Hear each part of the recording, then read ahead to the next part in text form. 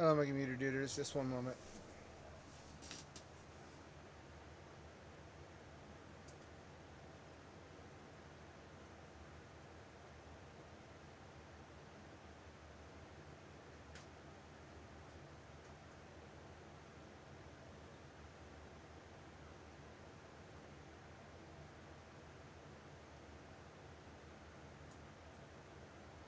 Really?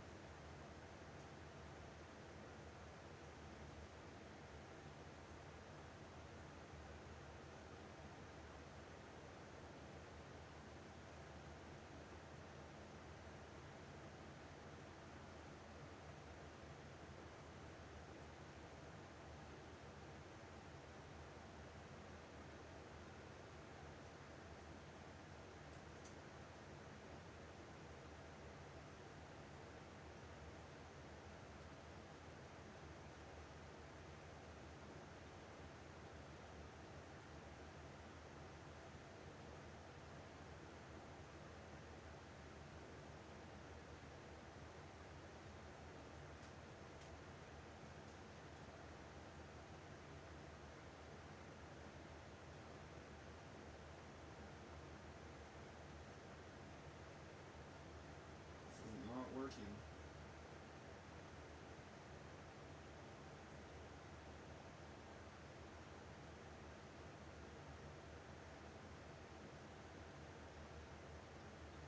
What am I doing wrong? I can go faster than that. Come on.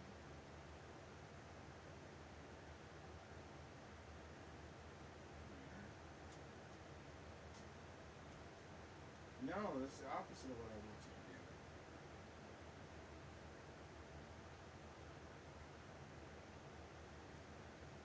You dumb thing.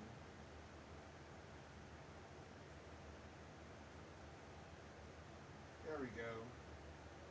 Alright, that's better. Sorry.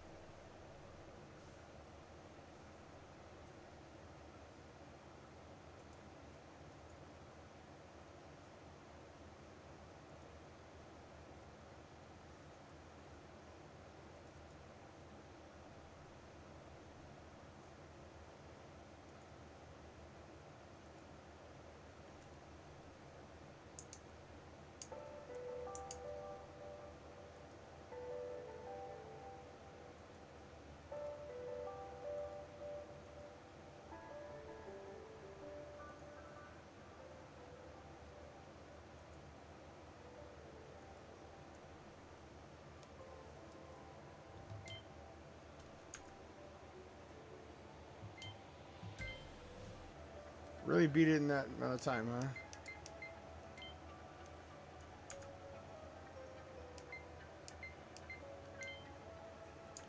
This one's tricky. I'm only missing the first, whatever you call it.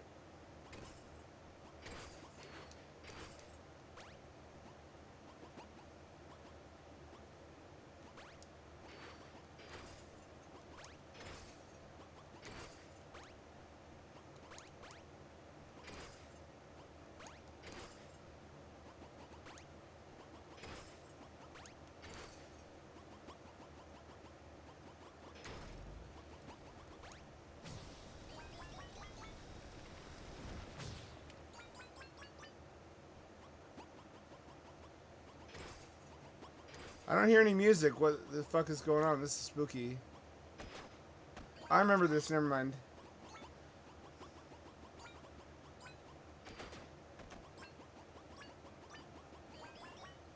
So I'm recovered from illness, but I'm still getting my voice back.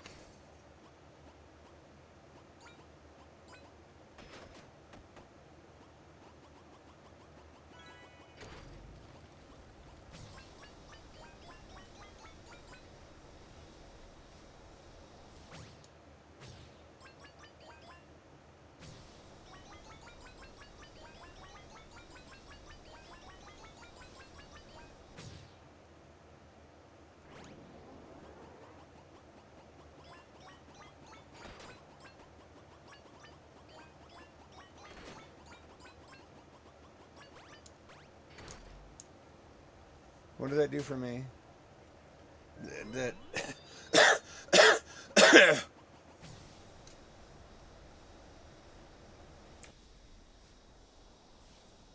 Why my lungs got fluid in them?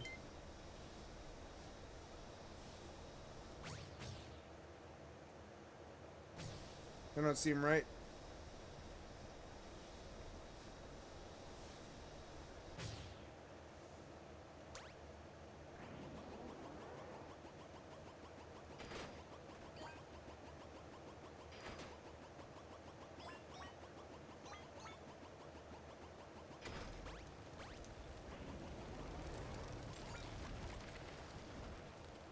Oh, that's where that goes. That's what that's about.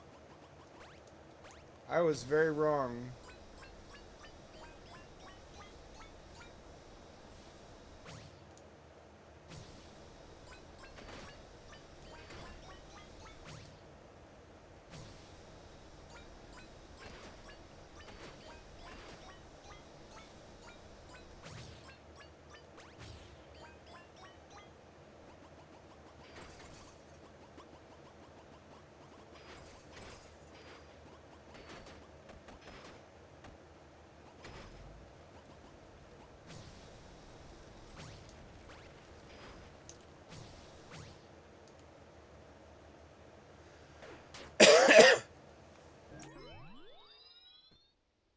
I don't know what to do.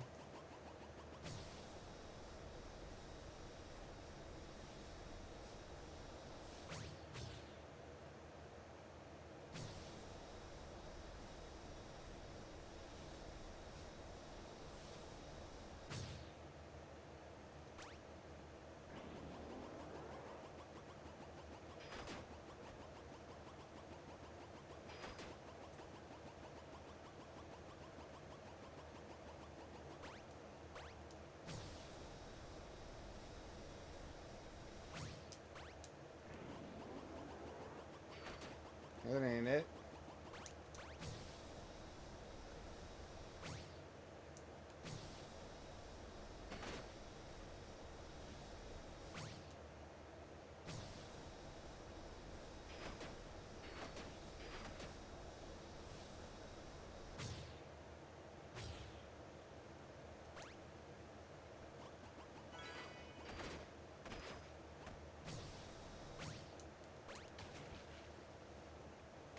Nope. All right, then this means I already passed the first one.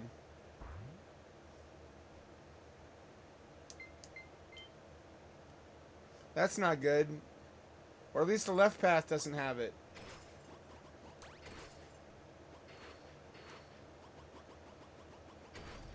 Where the fuck is it then?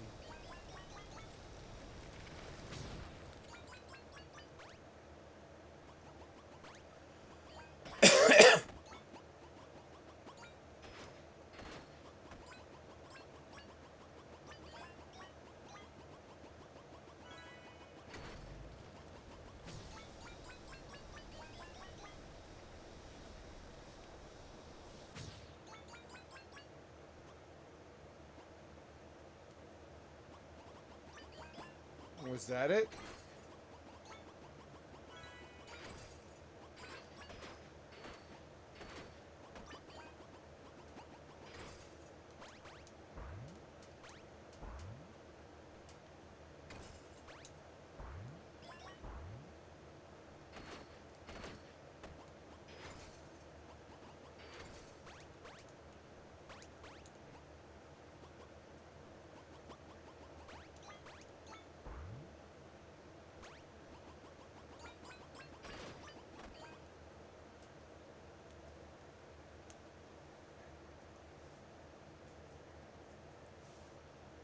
Is that a reference to something? You didn't just come with that, up with that out of nowhere.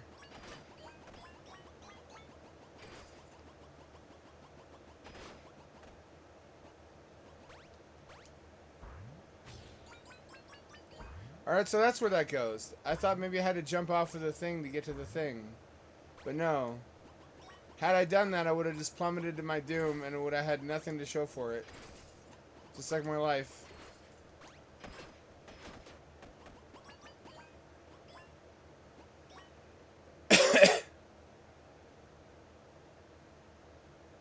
Is that it? Which one is it?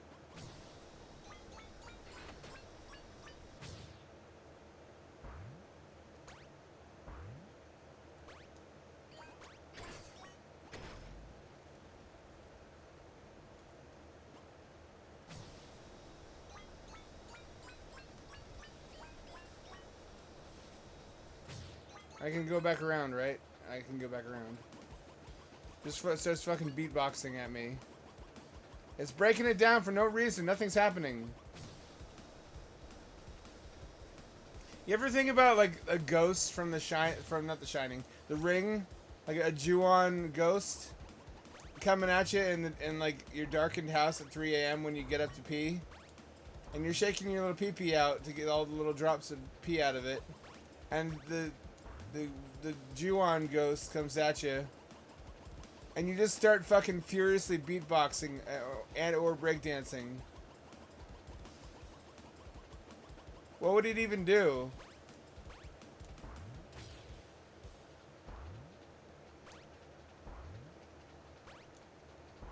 That tops my strategy of things to do if ever I see a real ghost.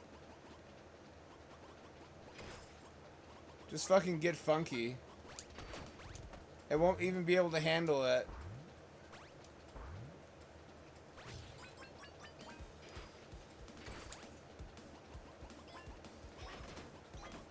It's either that or get my you know, start making eye contact and stroking my shit. Just get it out. You know what I mean? Because I feel like a lady ghost would be embarrassed. Maybe on my behalf more than anything.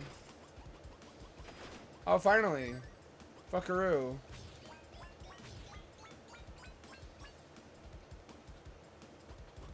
You mean to tell me that wouldn't work? I've got like an encyclopedia of strategies for different, like if it's a Chucky situation, you just drop kick that shit. He's made of plastic, he can't hurt you. You're a grown man.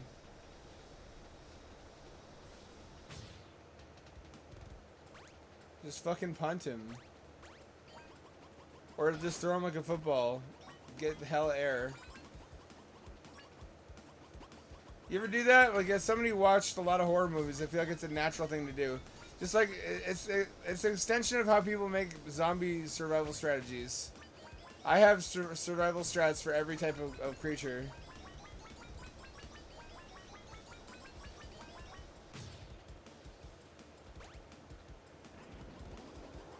And yes, one of them is the Bugs Bunny strat. You know how when Bugs Bunny would want to troll Elmer Fudd? He would dress up as a sexy lady and try to get Elmer Fudd to have a boner. And maybe sign over his life savings. Which I guess that's a popular scam nowadays. Although I think we all know Bugs really just wanted to do that. And I have been looking for an excuse. That works on ghosts too. How could it not? How could that not work on ghosts? Like, if they're from the 1870s, they're going to be more conservative and more easily flustered.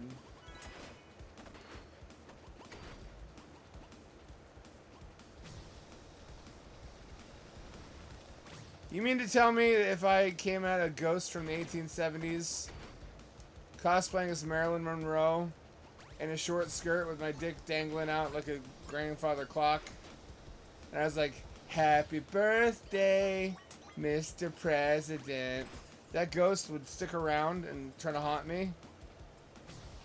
Fuck no, it wouldn't.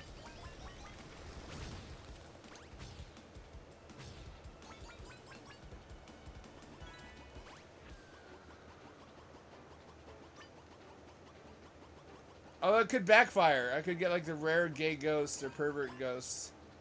Because those guys were around back then too. They were just more discreet about it because there wasn't the internet yet.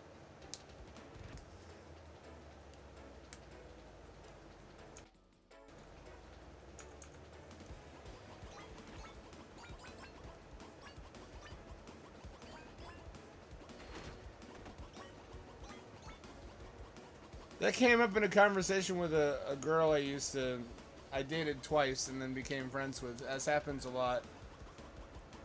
For a while there, a lot of my friends were girls I had dated like twice.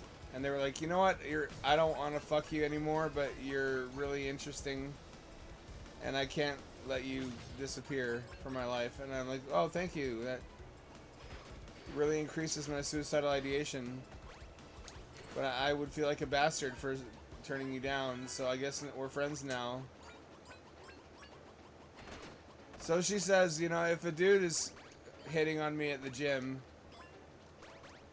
sometimes I'll slip a hot dog down the front of my panties so that I've got like a bulge. It looks like I got a wiener. I'm like, that's a dangerous game you play.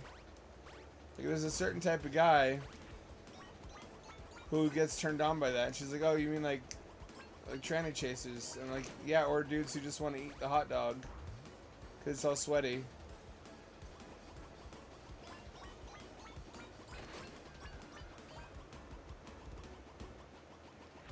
Reminds me of a classified ad for a beautiful woman who farted in the bread section of the Kroger's. And the dude was clearly way into it, and she was just embarrassed and like mortified to have met such a man in public. Because one always hopes they don't exist outside the internet. He's like, was that you? And she's like, no. And she's all embarrassed. I'm like, that's just going to turn him on more. Or would it? I can't tell. I don't know what the math is.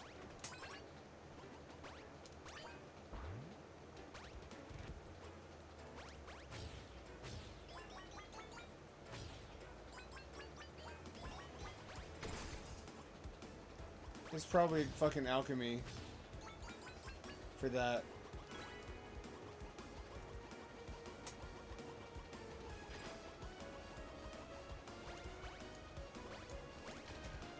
I think you can't die permanently.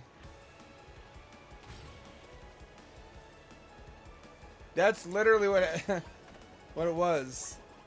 It's just his dream came true that a hot woman wrapped a couple feet from him. And what woman would, even if she thought he was handsome, what woman would want to start a relationship on that basis? Arr, sponge me boy! Don't let Plankton get the Brappy Patty secret formula.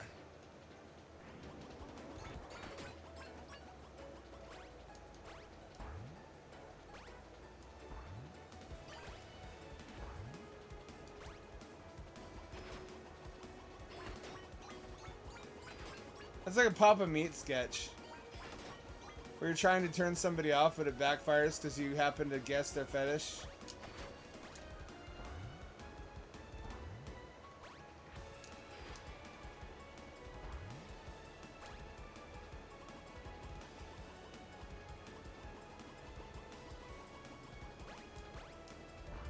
That was a nice save.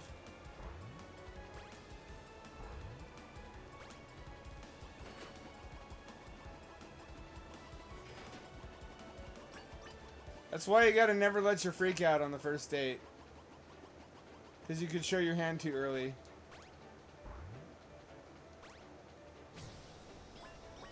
Why I don't mention the water hamsters until date 3.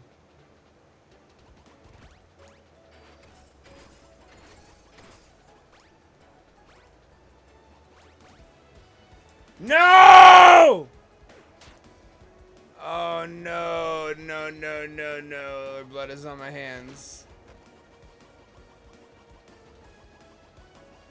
I like the aesthetic. There is a Mario Kart Wii track, which looks exactly like this, and that's still my favorite one.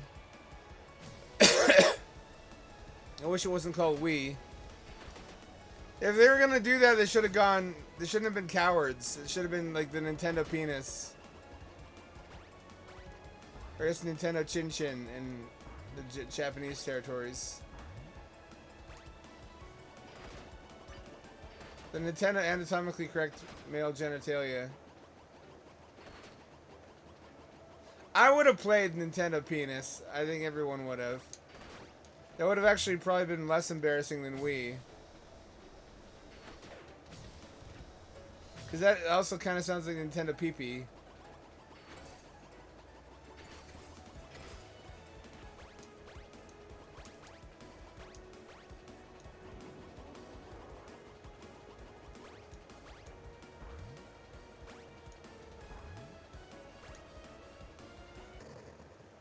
Bitch, yeah. Oh, A rank. Even though it took my sweet time.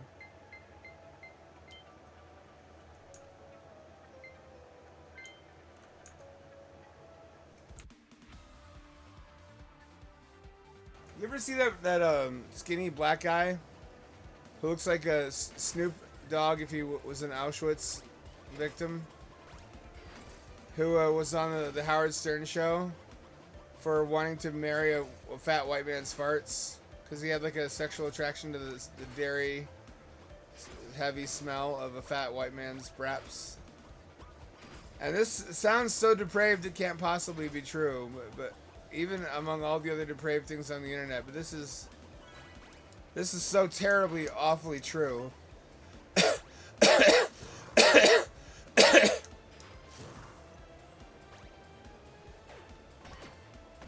Well, I gotta find a source for this one. Oh, it won't stop playing music. You can look it up. It's on YouTube. It's I Want to Marry Your Farts. And the man was so serious. He bought a wedding ring. Think about that. A physical multi-$1,000 wedding ring to give to the abstract concept of braps. Specifically, the milk-scented wraps of a fat white man. I mean, to be fair, us white people, we are very careful to cultivate pleasant-smelling braps. That's like number one in the white person manual. Our top priority.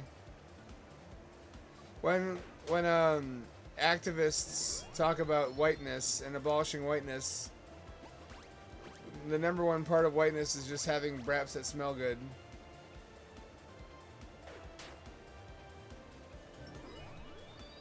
I said braps too much. No one man should ever say braps more than once per hour.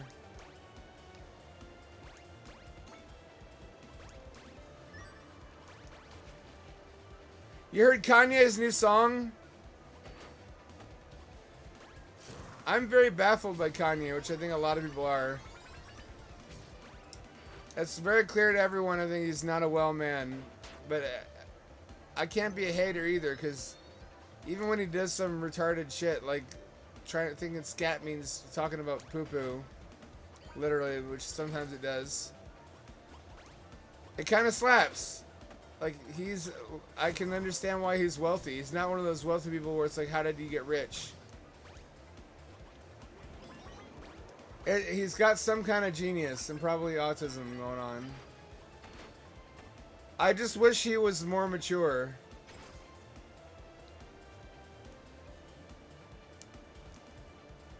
Because I understand what he's trying to communicate with his song, the name of which I can't say on Twitch. But he did it in a really unfortunate way. He could have just quoted the Joker. Because he's basically just songs about him turning into the Joker. The Joker. It's basically about how the government took his kids away and he can't see his kids, and divorce court is stacked against men. So modern society has no longer incentivizes him to behave in a pro-social way. So there's no reason for him not to be a villain. Which is the message of the Joker. film. But he decided to be like a 15-year-old edgelord and use Nazi iconography because I guess that's the symbol of evil in secular society, which I am a part of. His message is basically, oh, I'll be the worst thing that you tell everyone not to be, because I have no motive to obey you. Like, you've taken everything away from me, and no matter how well I do financially, you still won't let me see my children, so I've got no motivation not to be evil, which is why he says I'm the villain. It's just, there was like 1,000 more constructive ways he could have communicated that. Other than nigga Heil Hitler. For fuck's sake. This is why he had handlers before he fired them. How are you going to complain that you don't understand why the government took your kids away, and then you're going to name a song that?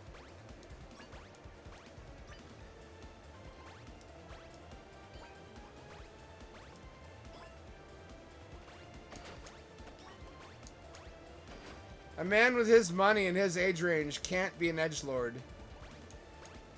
That's supposed to be something you grow out of when you're like 19.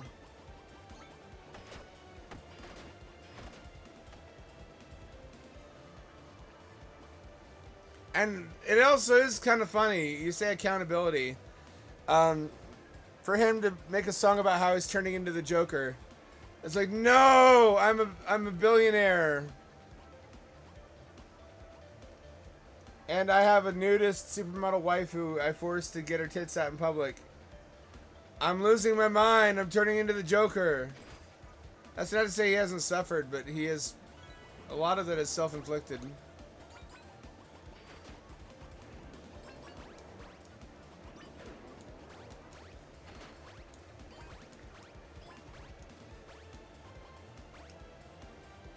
With all those crits out of the way, the guy's some kind of genius.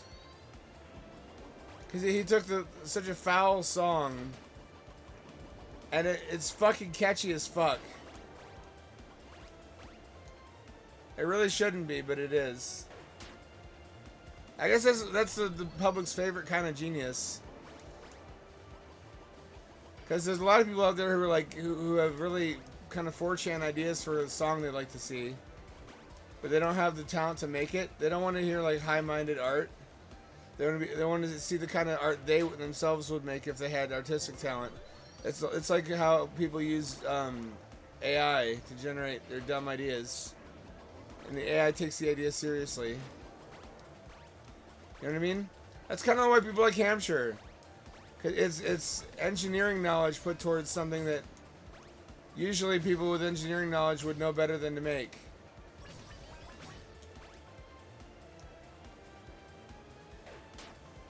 It's like the brain of an adult with the maturity of a child. It's a very popular combo.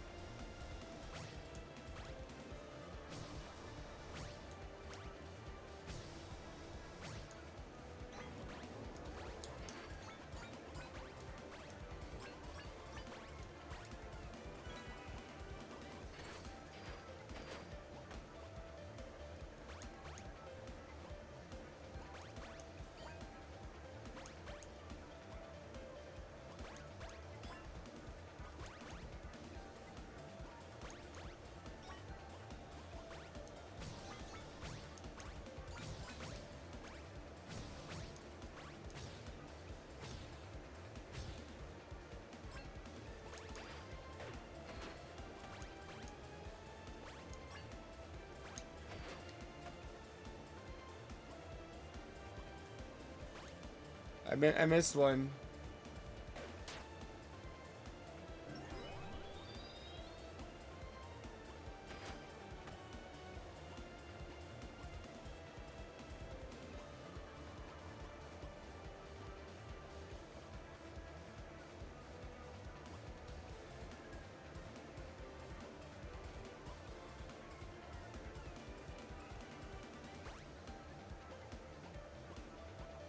I think I missed one.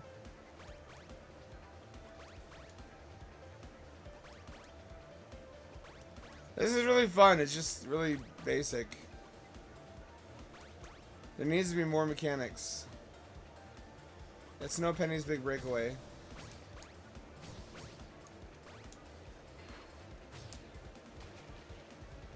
Here we go. I fucking knew it! You triangle bitches! I always hated geometry. That's not true. I love geometry. It's actually one of the more tangible branches of mathematics where you could actually understand the benefit of what you're doing.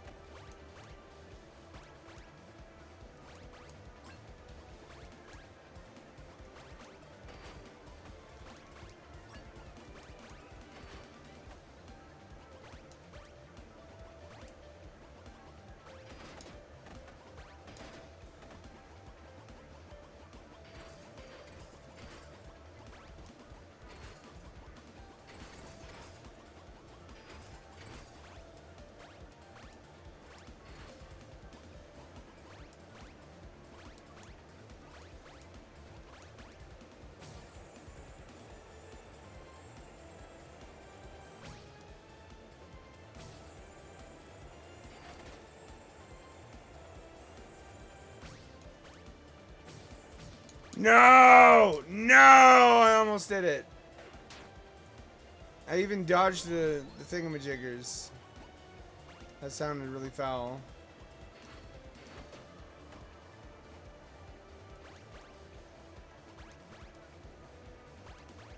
Sound like a robot slur. So symptoms have reduced since recovering from illness and also just cleaning. And especially the big box fan filter.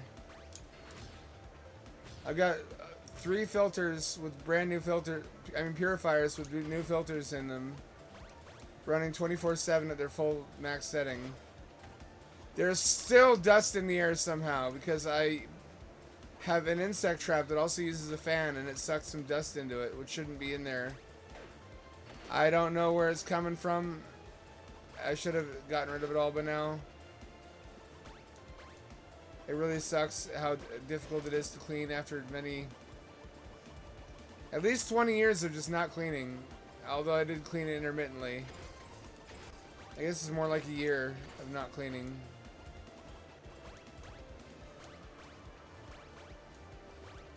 This is what parents need to teach kids. When I asked my dad why I needed to clean, he just said, "Because they'll beat your ass if you don't." Which only taught me that my dad was evil.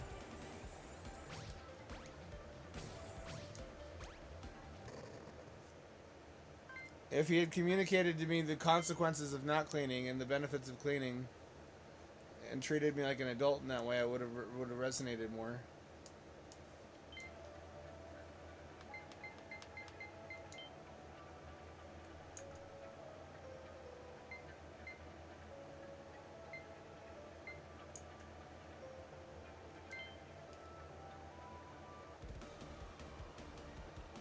Is there not any way to... I love giant crystals in games. Giant crystals in games are Kino. If your game doesn't have even a single giant crystal in it, get the fuck out of my face.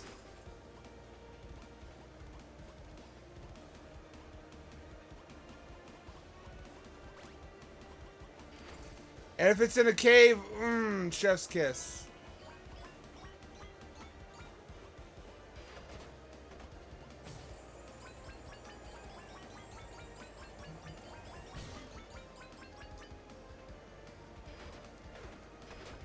Imagine if Kanye wasn't spiritually 15 years old. Or 17, more like it. Imagine what he could accomplish. Musically.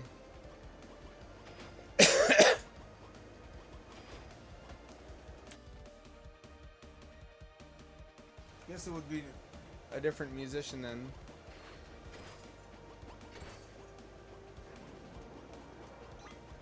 It's really sad that it has to be said nowadays, but Nazis are in fact a bad thing.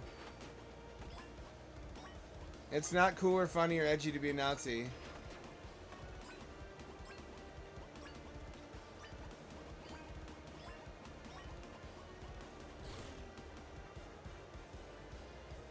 If you think the Nazis stood for what you stand for, you should probably study them more and read Mein Kampf. Hitler was not a white supremacist, he was a German supremacist. And did not believe anybody but Germany could create or maintain civilizations. And you would not have made his cut. He thought Poles weren't white enough, for fuck's sake.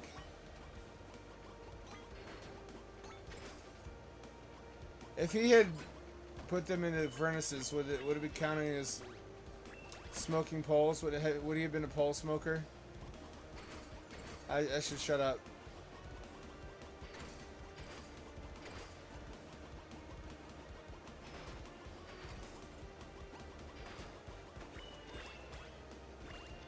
I don't like the Polish, frankly.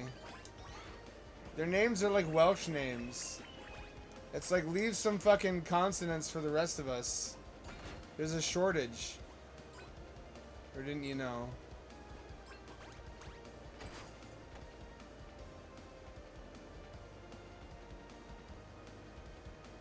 I've not come across a single cartridge so far that has cause for great concern. So long, idiot. Fall into the infinite abyss.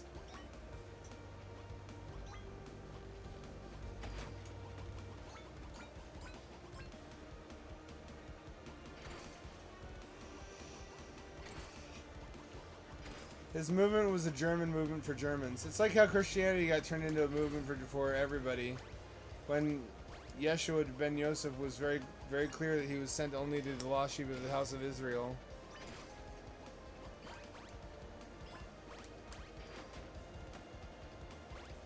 And the other stuff about him sending people to all nations was added by fucking Paul.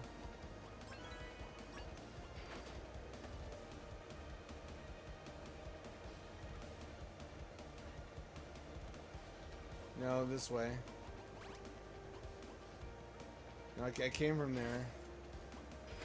How can there be any cartridges in this map?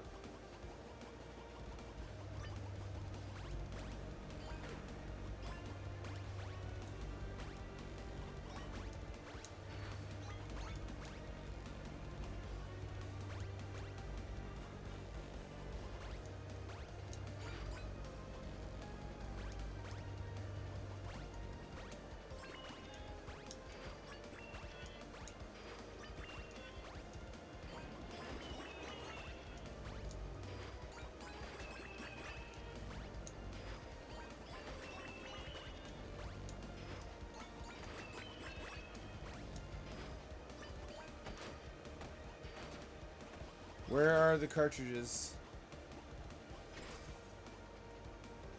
Hang on.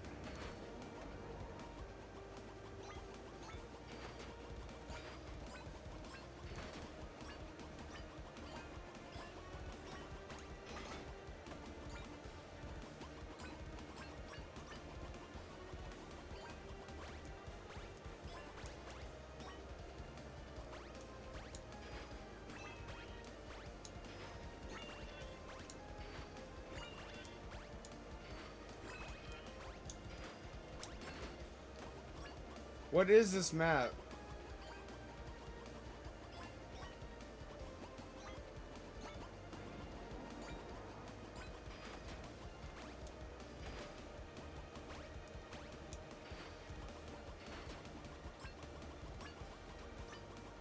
Oh, you know what? I bet you have to speedrun it. Bet you get awarded cartridges based on how fast you are.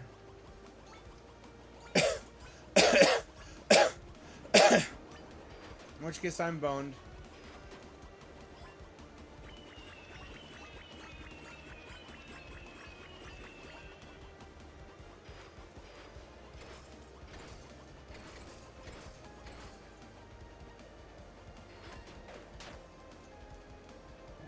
Bitch titties.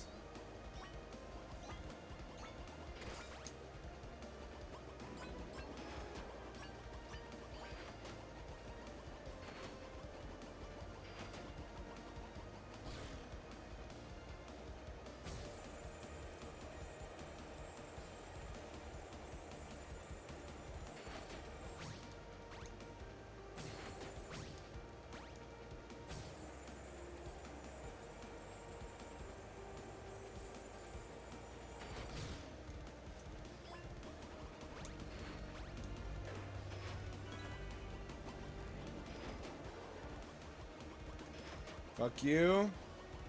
Fuck you. And fuck this big guy at the end especially.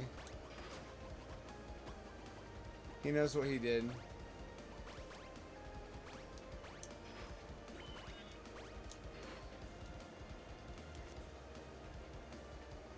How can I fall in space? It's not accurate physics.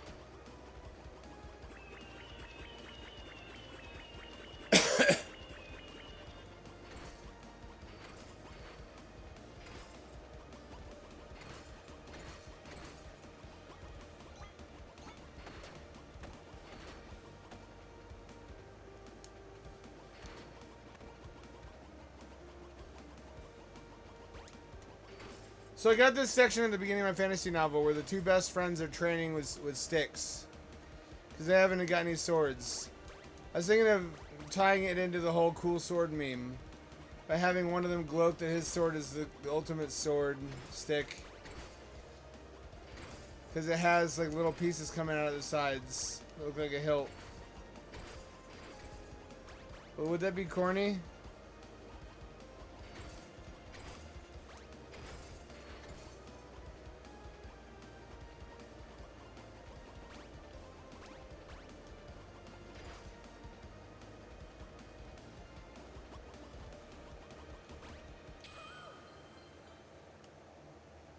For him to be like, look at my stick. It's got little sword parts.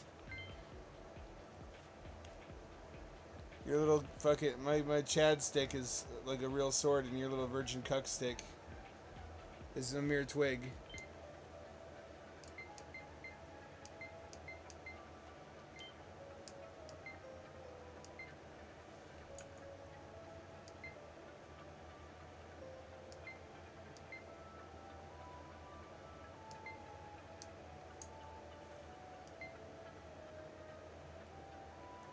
Let me just try this one.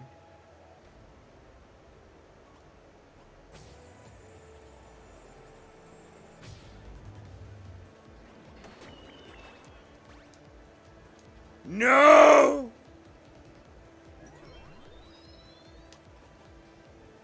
What the fuck is this? Oh yeah, it's like it starts from the old. It's like continuity. That's cool. But where's the rest of the level in that case?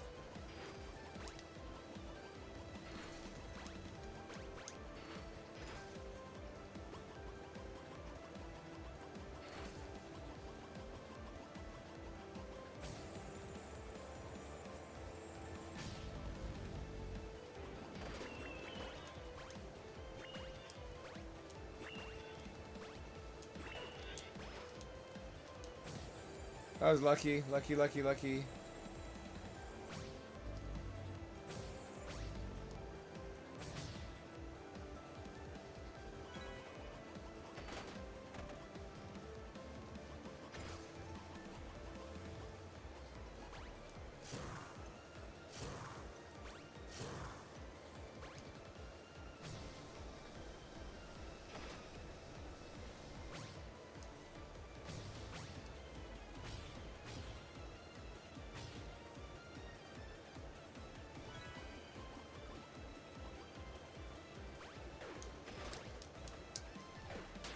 Why are those down there?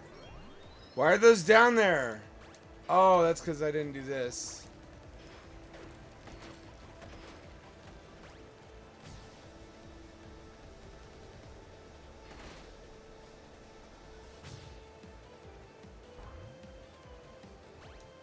Bitch! Fucking... God damn it.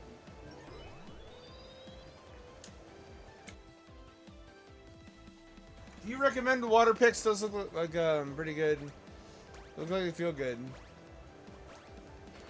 I've seen the one you stick in your ear. I've been considering it for earwax instead of using a Q-tip, because everyone on Twitter says don't use a Q-tip. You'll fuck up your eardrums. I don't know how much of that's real and how much is marketing.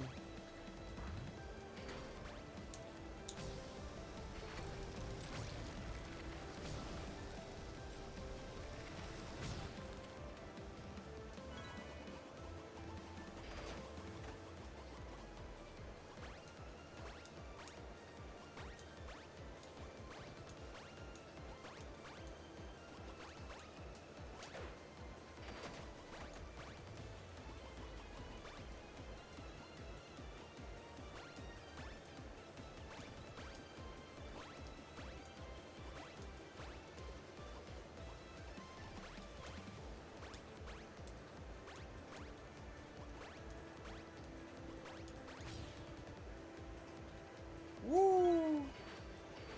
So I watched the Minecraft movie and it was fine. It's a children's movie and everyone's reviewing it forgetting that it's a children's movie. And my only complaint about Jack Black as Steve is that he wasn't in shape for it. I don't think he's ever been in shape in his life. Yeah, he didn't look like Steve. Yeah, it probably would have been better if it was all CGI. He was funny, though, in the way that he is. I love the '93 Mario movie. Thank you! Thank you, one other person. It had some fascinating lore. Actually wrote some cringe fan fiction in like 1999 based on the Super Mario Bros. Movie universe.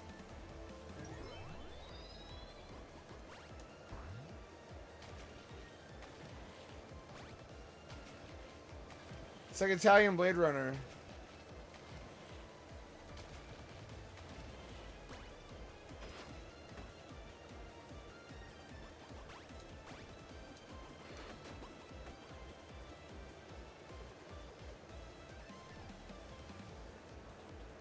The fan fiction was basically about the Mario Brothers losing meaning in their lives because they got rich from saving the city, and a different hero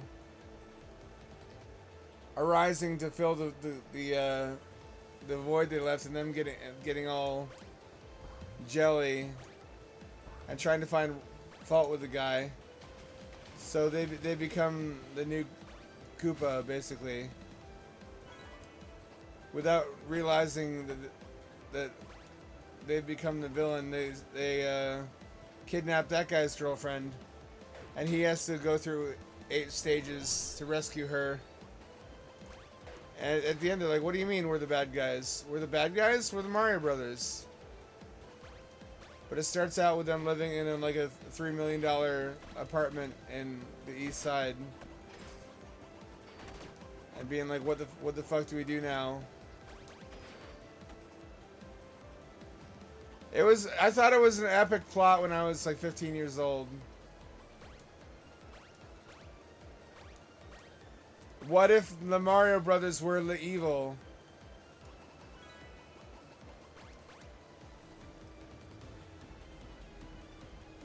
And somebody else had the same idea I did. They actually made a graphic novel that continued from the '93 the movie universe. Dude, what if Mario and Sonic fought each other, but it was actually in Mario's head because he was tripping on mushrooms. Also, he went Super Saiyan. Bro! Dude, drugs Lamau.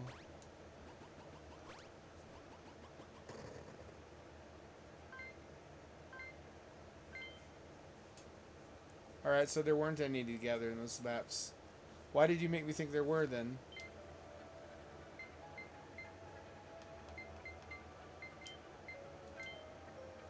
This is a secret level we unlocked.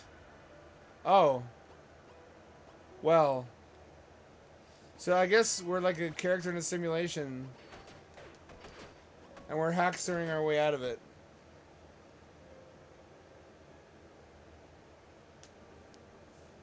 It's a fun movie. What I liked about it was the world building. And the interpretation of the gritty, realistic interpretation of items like the boots, the fireball launchers, and the bob-bombs as just technologies. And also the king being a gross fungus, not like a fun, cute mushroom.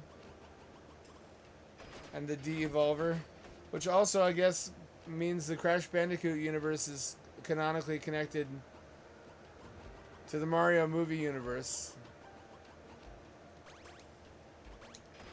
Because remember, the Evolvo machine is how they make furries in Crash Bandicoot.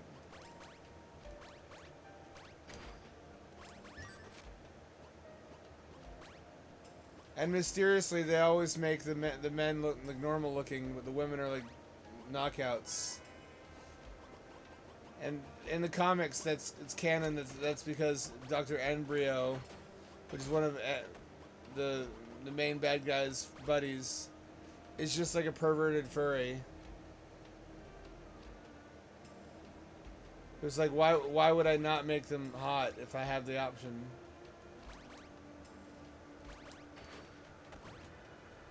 But, you know, fair point.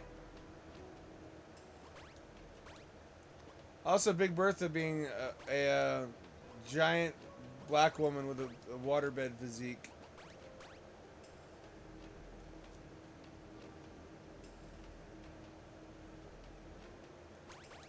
That's not hateful. I don't mean it that way. I want to lay on top of them, is what I'm saying. Like a big fat black lady. I want to like lie on top of them. It looks like it would be so soft.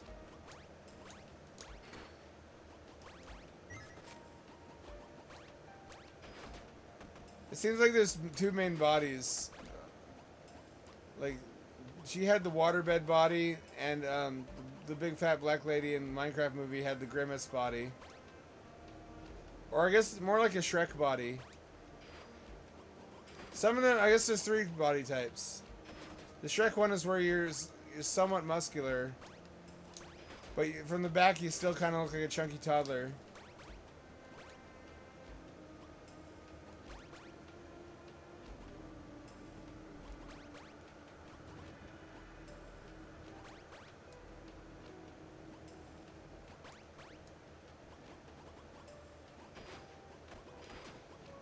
I tell you, if a big black woman called me sugar, I would be putty in her hands. I don't care who you are.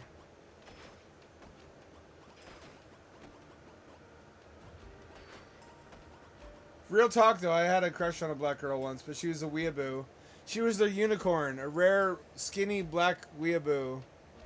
I've seen some black male weeaboos who are into like Dragon Ball. She was like into Sanrio and shit like that. And she had like you know charm bracelets? I guess they were kind of out of fashion by that time, but I always passed her in the elevator of my first apartment building, and I never talked to her because I'm a coward. She was really quiet. She wasn't like the type that gets into big brawls and fucking Denny's. or was trash this Walmart because they wouldn't honor her coupons. She was like quiet and shy. I guess because if you want to be Japanese, like that's Japanese 101.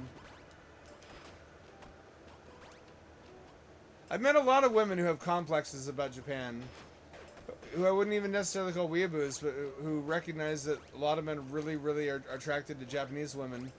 It's like, well, that's what I'm gonna be. Like, I don't want to name her, but she was my roommate for a while. Another one of those women I went on like 2 dates with who decided that she didn't want to be in a relationship with me in that way, but was willing to sign a lease with me. Figure that out. But her thing was basically she was shooting for Japanese stewardess. That was like the vibe she wanted. It's like a demure, shy, feminine servant. Not for me. Not for me, but for like the guys that she was after, which were like any Asian guy, and I mean any Asian guy. The guy she wound up with wasn't even Japanese, he was Korean, and he turned out to be a psychopath who broke into her apartment and assaulted her while she was in her bed. I'm not making this up. And we had to have a whole talk after that where she's like, don't you ever say I told you so. I'm like, what do you mean? It's like, well, because I chose him over you. I'm like, listen, by that time it had been like 3 years since the 2 dates we went on. I promise you I was not carrying a candle for you. But it is funny how many women I've known in my life who made a very relatable mistake of doing what their libido told them to and paying a steep price for it, because that's me too. I've done the same thing. Who are like, I'm willing to overlook any number of red flags in order to get the tingly feeling in my giny. Give me the giny tingles. And then the shocked Pikachu face when it comes at a steep cost. I've done that too. You ever been with a scene girl? They have mental health problems. That's what makes them so much damn fun. They got that cluster B riz, you feel me? So I can't sit here in judgment of women when they do the same thing in the other direction. Except unstable women are mostly just a lot of fun and expensive to clean up after. Unstable men might kill you.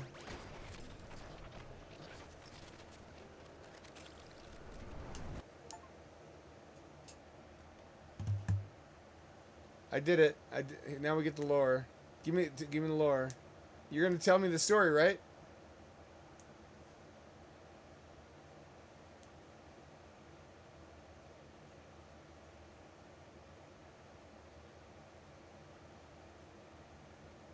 Fuck. Fuck. You hold regrets like that for your life, Short Talk. Lifelong regrets.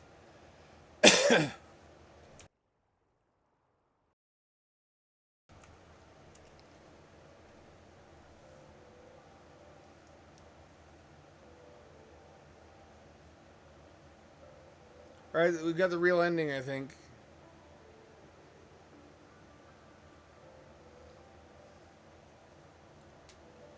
Is that it?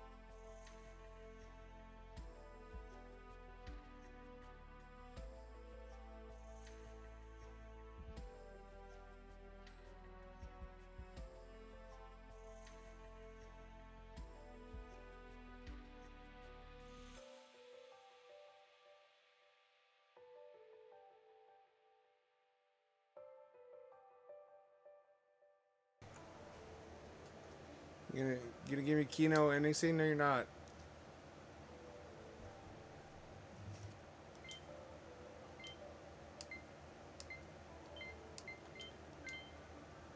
Nope. September 2nd, 2453. Almost a full year of simulations with no tangible results. I'm continuing to do. What's the fucking plot again? They're trying to. What are they trying to do with the simulation?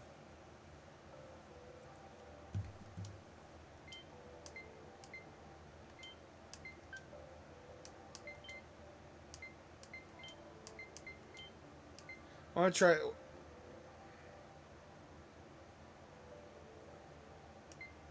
Tori.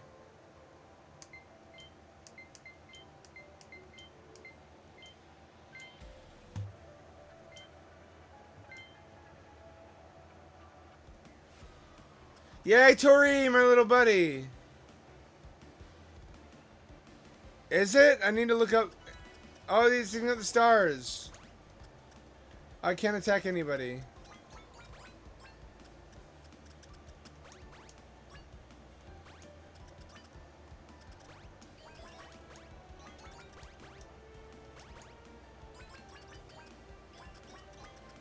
Tori is my guilty pleasure. I know I said this game is basic and Tori is even more basic, but that's the kind of thing where you have to go all or nothing on it. If you try to thread the needle, it's not as good. I played the demo of Tori Saturn. I couldn't get the fucking camera to stop spinning around. But I played every other Tori game except for the oh, one hit and you're dead, huh? The one that wasn't made by a Ciactro sucked dick. It was offensively bad. I hope he got the message. I hope all the bad reviews hit home to never let anyone else touch his games again. Is this another fucking waifu? It is.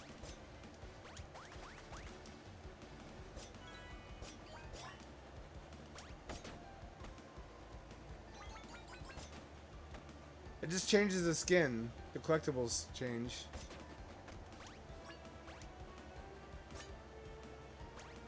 What am I collecting even? Looks like those spherical Kool-Aid containers you get at the 4th of July as kids. Tori is beautiful because it's unpretentious. It is exactly what it is, and it strikes the right level of, like, you know what I mean? Like a game like this, it's a little too complicated to be a purist platformer, and it's a little too simple to be something like Cavern of Dreams or Corn Kid 64. It's sort of like a big brother to Tori. And I like it, it's just, it's not to my taste. To my taste is either go all in or go simple. If it's in between the two, then it's like food that's not, it's too much for a snack and not enough for a meal. Does that make sense?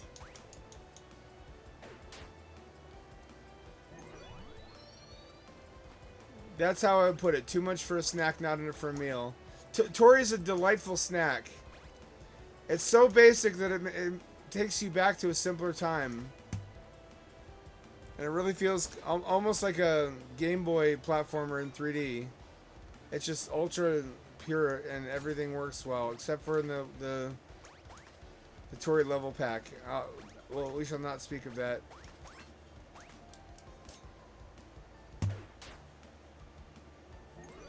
Baubles.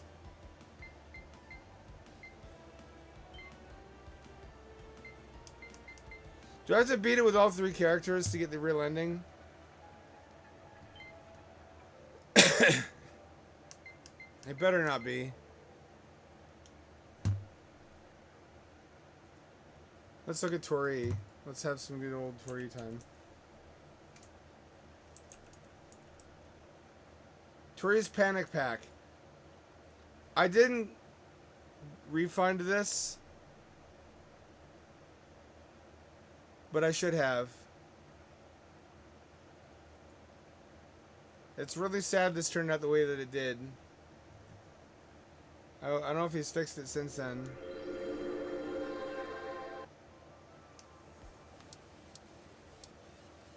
This is also just kind of a money grab because all these were free separately.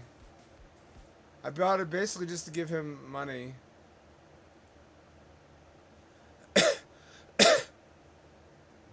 I loved Kiwi 64.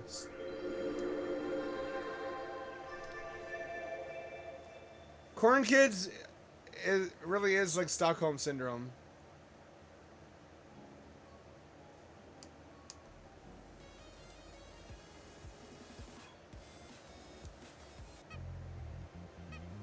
Hey, the camera works now. Hot damn.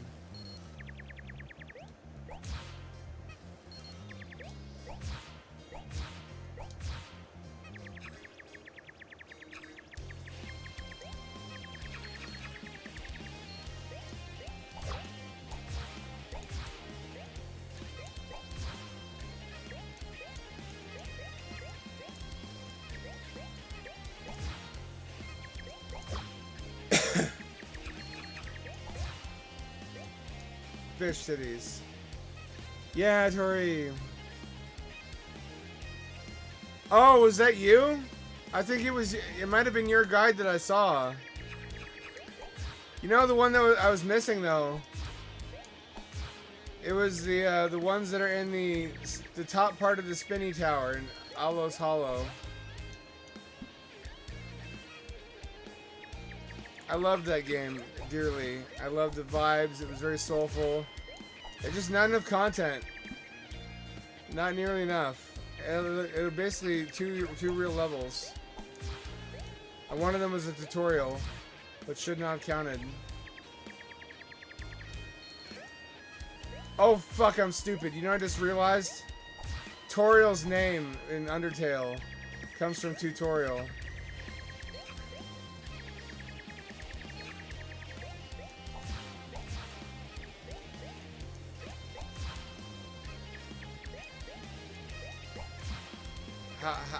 How was I today years old learning that?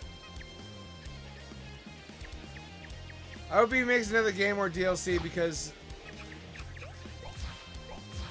2 real levels was not enough. I would pay full price for the Corn Kid 64 that had at least 4 levels like Alice Hollow.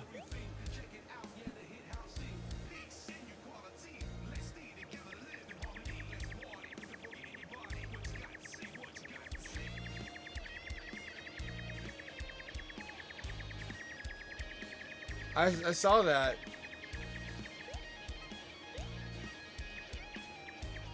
I've been thinking about playing that. I also I've never played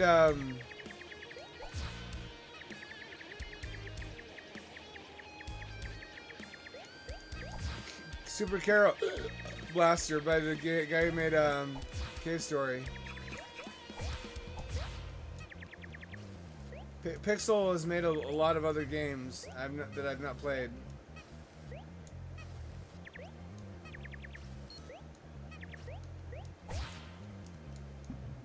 I think the dividing line that determines which games stick around in public consciousness is characters in the story that get you invested. People don't love games as much as they love characters.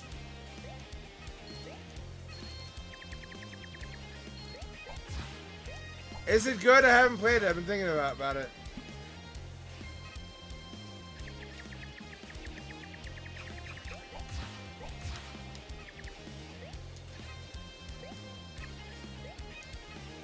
Yeah, honestly, the challenge of avoiding enemies is greater than fighting them would be.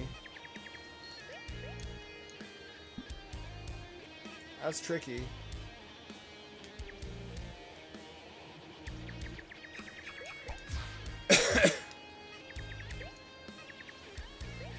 So Tinbug, hear me out on this. I've got a theory for you. Everybody's got an opinion on what would have saved the Saturn. And a lot of those opinions are how people think that the Saturn Sonic game should have been. I'm no different. I got my own idea. My thinking was that you could not have done a fast 3D Sonic, but you could do a slow 3D Sonic hub levels in the style of the Saturn Sonic Jam hub level, where it has some tasks to do in that level, But when you would go into the buildings, it would take you to one of three acts of a 2D Sonic stage, which would have been the unique stages from Sonic Mania. And here's the hook. Sonic Dimensions. It's the transitional game between 2D and 3D. So of course, part of it, the gameplay is 3D, part of it's 2D. The hub levels are 3D, but you're slow, because Robotnik has made it so you can only move fast in the second dimension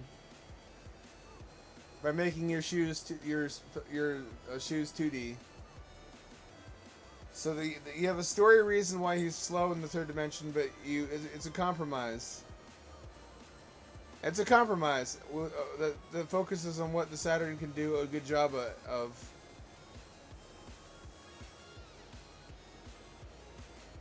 It would have been a little bit weak sauce, but it would have been less weak sauce than not having a 3D Sonic. It would have been also not as weak sauce as having Sonic Extreme based on the fucking bug engine.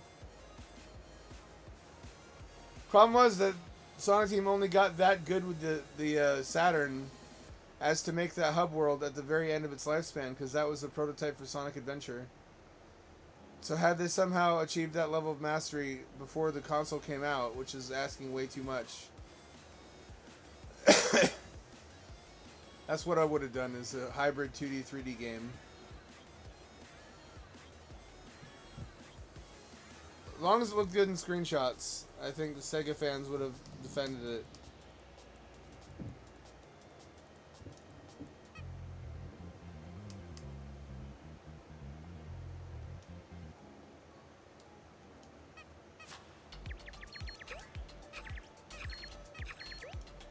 Yeah, see, this makes me happy.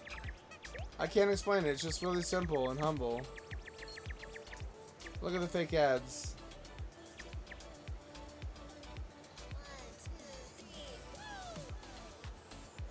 Sonicar was fast, but it controlled terribly. And if you pay attention to what's happening in the engine, there's not really a lot in terms of geometric detail. You're in a really confined area. And there's a lot of really aggressive fade in that I don't think it would have worked. You could have maybe saved that engine for the bonus levels.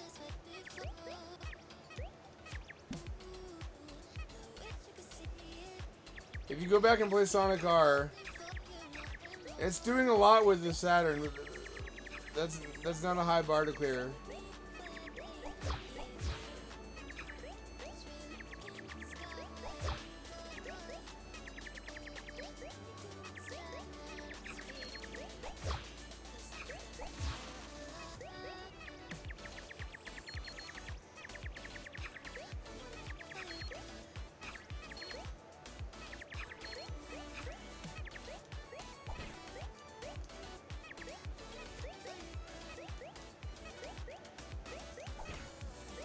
Alright, that's my...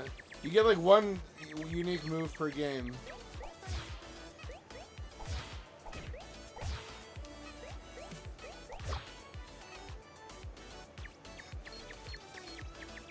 Again, the problem was that it just wasn't good hardware. Bernie Stoller said it himself, that it wasn't proportional to the price. That's still my favorite thing to talk about, in the same way boomers love to talk about how World War II could have gone differently. Mine is how you could have saved Sega. And what blows my mind is there are still people in 2025 talking about fucking how to save the 32X. You don't save the 32X. It was never... It was never a good idea. I don't care if SRB2 runs on 32X now. It would have run better on Saturn.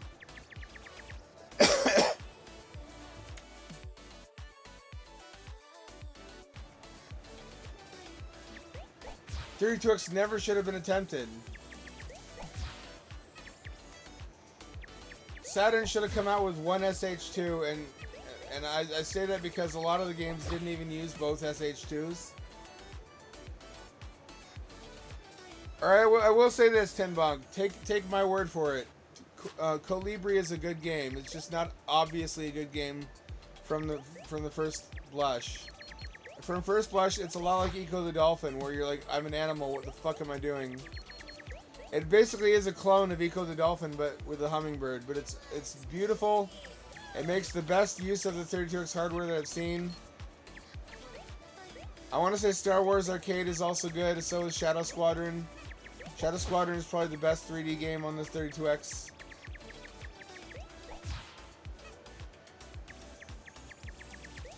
I've got a 32X and an EverDrive set up right next to me. Because I'm a pervert like that. I love failed hardware. It was an interesting oddity. But it was just Sega being cowards. They didn't have enough confidence they could sell the Saturn.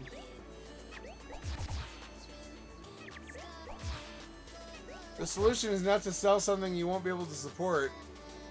It's you fucking drop the second SH2, which is also a cowardly move. It's them seeing footage of the PlayStation games and being like, fuck, fuck, fuck, fuck. What are we gonna do? What are we gonna do? Fuck. Sega always played it so cool, but they're always playing catch up too. A lot about the Saturn is basically them compensating for things that Genesis didn't have, like the VDP ground layers, being something that they were caught with their pants down on the Genesis, with respect to, and also scaling, sprite scaling, being added to the Sega CD and Mode 7. They're always playing catch up, and they're always insecure. They never needed all the graphical bells and whistles. They just needed great games with characters people loved. And they had that. They had everything, and they still fucked up. The important thing is not how good it looks. Shadow Squadron actually plays well. It plays a lot like Colony Wars or Star Lancer. That's the kind of game it is, which is ridiculously ahead of its time for a game on the fucking 32X. But I will not shut up about how good Calibri is.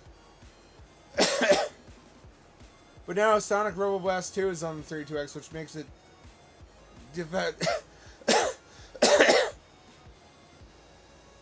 facto the best 32X game by far. And it's great to play on an emulator because it emulates faster than it plays on real hardware, and I should know because I played it on real hardware.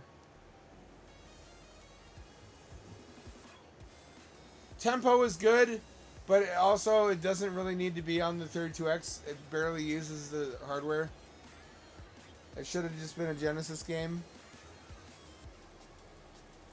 There's some good 32X games, but most of them didn't have to be on 32X.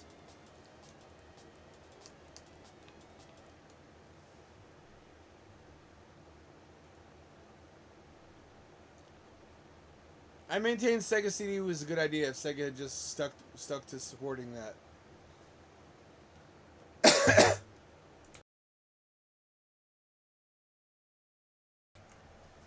With the money they saved leaving out the SH2, they could have maybe made it backwards compatible with Sega CD. Although probably not. It probably would have added more cost.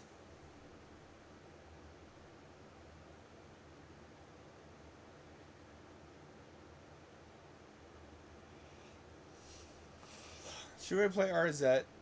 I dread to. I dread to play RZ, but I kind of feel like I also have to. I love how goofy her fucking face is. She really is the inheritor of the Wand of Gamelon. My buddy Short Talk won a contest for the golden CDI controller.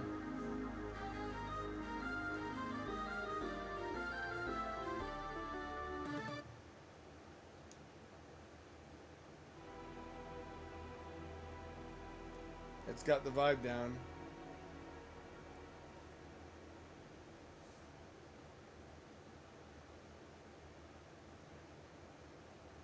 The kingdom of Faramore knew peace for an age, a beautiful, bountiful land. It has been ruled by the royal Rockland family for generations. Such tranquility could not last. Opposed to this peace was the evil demon lord Dimer, who amassed an army of evil in an effort to conquer the land and plunge it into eternal darkness. Driven by greed and power, several defected to Dimer's cause, like Duke Nodelki, lord of the island nation of Amalog. Long battles ensued, with hope fading from the hearts of the people. In a desperate measure, the king and his royal advisor, Wagram, directed an assault upon Dimer's lair in the country of Ocarin. After clearing a path, the Princess Arzette and an unlikely hero, Dale, confronted the Demon King. As Dale distracted Dimer, Arzette, Fucking Dale? versed in both sword fighting and magic, Pocket sand! imprisoned the Demon Sha-sha-sha. King in the Book of Ocarin, a magical place controlled by the Jewel of Faramore. Upon Dimer's capture, his dark army was vanquished, ensuring victory for the forces of good. Upon each use, the Jewel of Faramore shatters. Following Dimer's defeat, the king ordered each of the 5 jewel shards to be guarded at separate locations in perpetuity. After the war's end, the traitorous Duke Nodelki was sentenced to a lifetime of hard labor. Dale retired as a bard on the spoils of his adventure. Princess Arzette continued to train, swearing to uphold what they fought for. To that end, peace persisted in the kingdom of Faramore for a little over a decade. Was there a first game?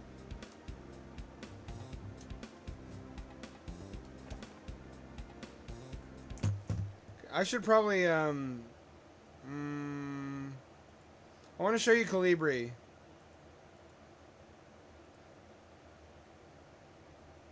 I gotta sell you on this game. Nobody believes me. Penny Arcade made a joke of it, and it's just been a joke ever since. It takes a while to get into and understand what's good about it, but it is legitimately a good game. It really is just, if you like eco, it's just eco with a bird. Look at how pretty that is too. The title screen uses its own video mode that only works for still images, so it gives you access to all 512 colors.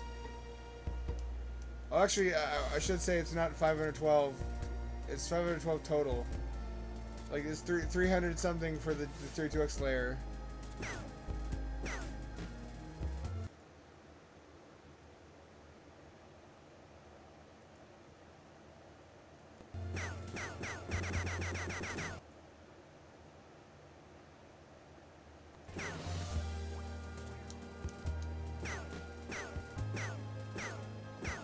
What you're seeing here is the background is all Genesis, which is why it doesn't look as good.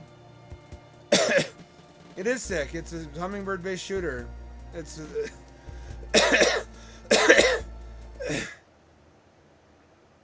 it's a sleeper hit of this platform. It sounds like I'm joking, like I'm bullshitting you when I tell you that it's good, but it's a hidden gem. It's surprisingly good.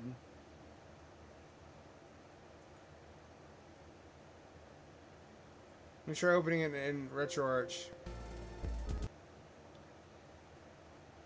32X was a weird beast. It was much weaker than it gave the impression of being. Like, for the fact that it couldn't... It can display a still image using all the colors in its color palette, but it's not even as much as the Jaguar. I don't think it's even as much as the Neo Geo, which is a 16-bit fucking console. In gameplay, it can't fill the screen with high color art.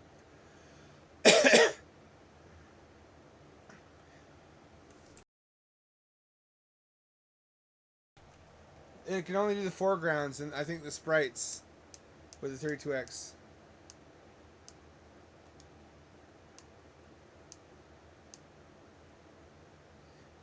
Blackthorn is also good. It's multi-plat, but the best version is on 32X. It's got kind of weird sprites, though. Darkside sucks. It's a tech demo. It's just got really good graphics. Golden Axe 32X is a fan remaster, restoring the arcade background assets to the Genesis game. Calibri, here we go. We tolerate no Calibri disrespect in this house.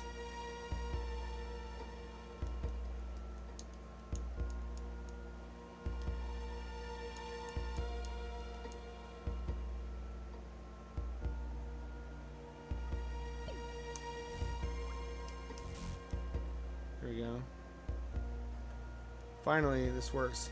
So it just starts you out, just like Eco the Dolphin, and you don't know what to do, and there's no tutorial. Notice there's no HUD. But look at it, this layer. 32X again was worse than most people think on paper. It lacked a lot of things the Saturn had and was basically just trying to be better than Super Nintendo. You'd think it would at least have thousands of colors, like a 32-bit color palette, but it didn't. It did not even have a 24-bit color palette.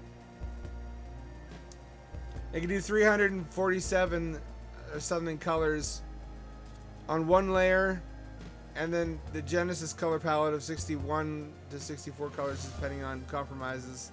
The background, which is the background is a lot more faded out and washed out and checkerboarded. I like dithering, but I also like high color artwork. But the 32X has both, because even in the high color areas, it's not that high color. It still is gorgeous. It still competes very favorably with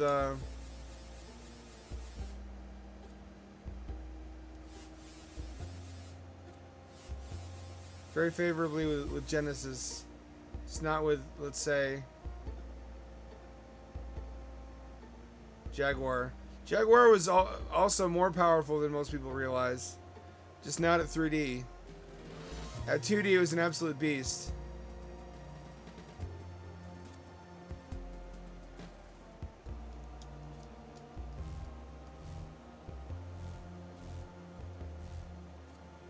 So this is what you do. You fly to the flower at the center of the screen. You do the same thing you do in Eco the Dolphin. To get the game started, you just have to think like a dolphin and do what a dolphin would do, which is some sick fucking tricks into the air, and then the game starts. In Calibri, for some reason, people who figured out that shit in Eco couldn't figure out what to do as a hummingbird. Well, as a hummingbird, you drink nectar, idiot. It's got beautiful sprite-based artwork. It's got beautiful puzzle-based levels. I have a lot of love for this game. It's legit very good. He gets fucking superpowers because when crystals shoot, it's yeeting its skeet at me. It's gooning on me. You'd think I'd just get cancer. So you got a pea shooter that's worthless. This is also kind of worthless. This is the best weapon in the game. Second best weapon was that one that sounded like popping bubbles. This is a homing weapon that also has regenerating shots. This is a shield that lets you take one hit. If you hold the button, you can strafe while still facing the same direction.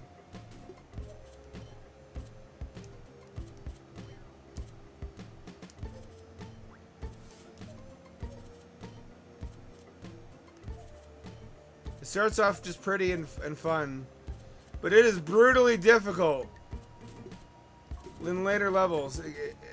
The learning curve, I mean the difficulty curve is not that unreasonable actually. It's not like level 3. It doesn't get super hard until several levels in, which is perfectly reasonable. It's also a good weapon. Not the best one.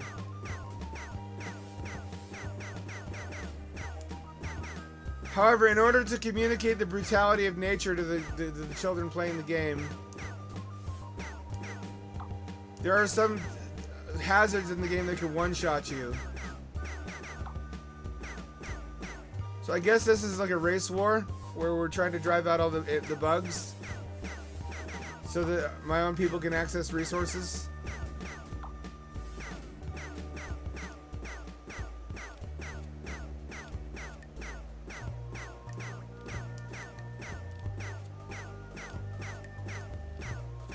You can also power up your weapons, but you have to get only the right bubbles, which is hard. See that frog? I'm gonna sacrifice a life to show you what bullshit that frog is. He can just eat you, just like that. The first time that happened to me, I was legit angry.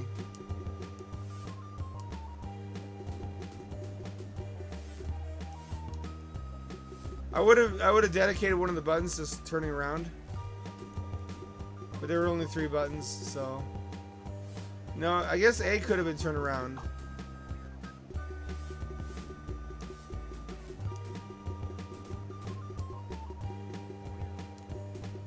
It's beautiful. The music is Kino. Backgrounds are Kino. It's got a lot of different biomes for a cartridge game. Surprising amount of different graphics. It didn't try to do more than the 32X really was capable of. But its most important part, because the Jaguar and the 32X both had that problem of over-promising what they could do. Promising they could be 32-bit 3D games machines, or I guess 64-bit in Jaguar's case. Because Atari just didn't care about lying.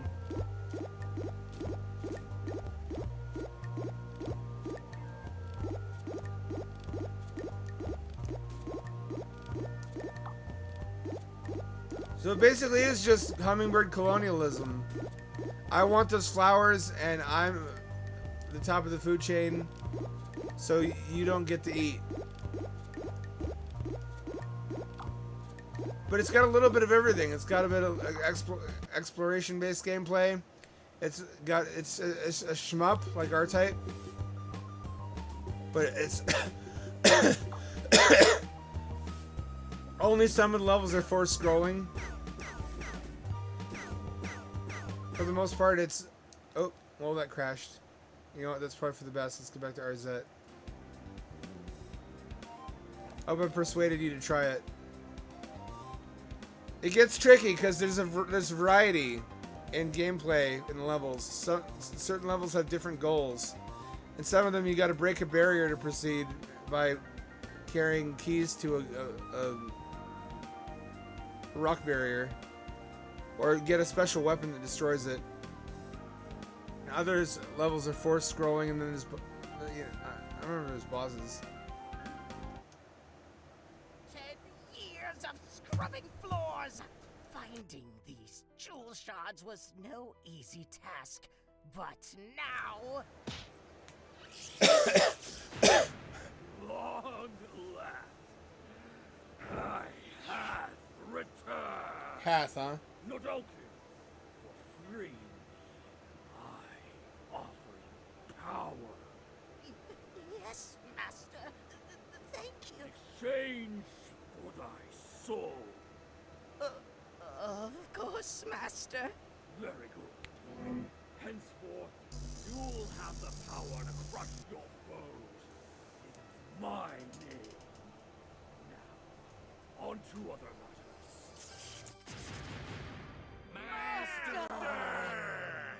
My trusted servants, I am pleased you've not forgotten me.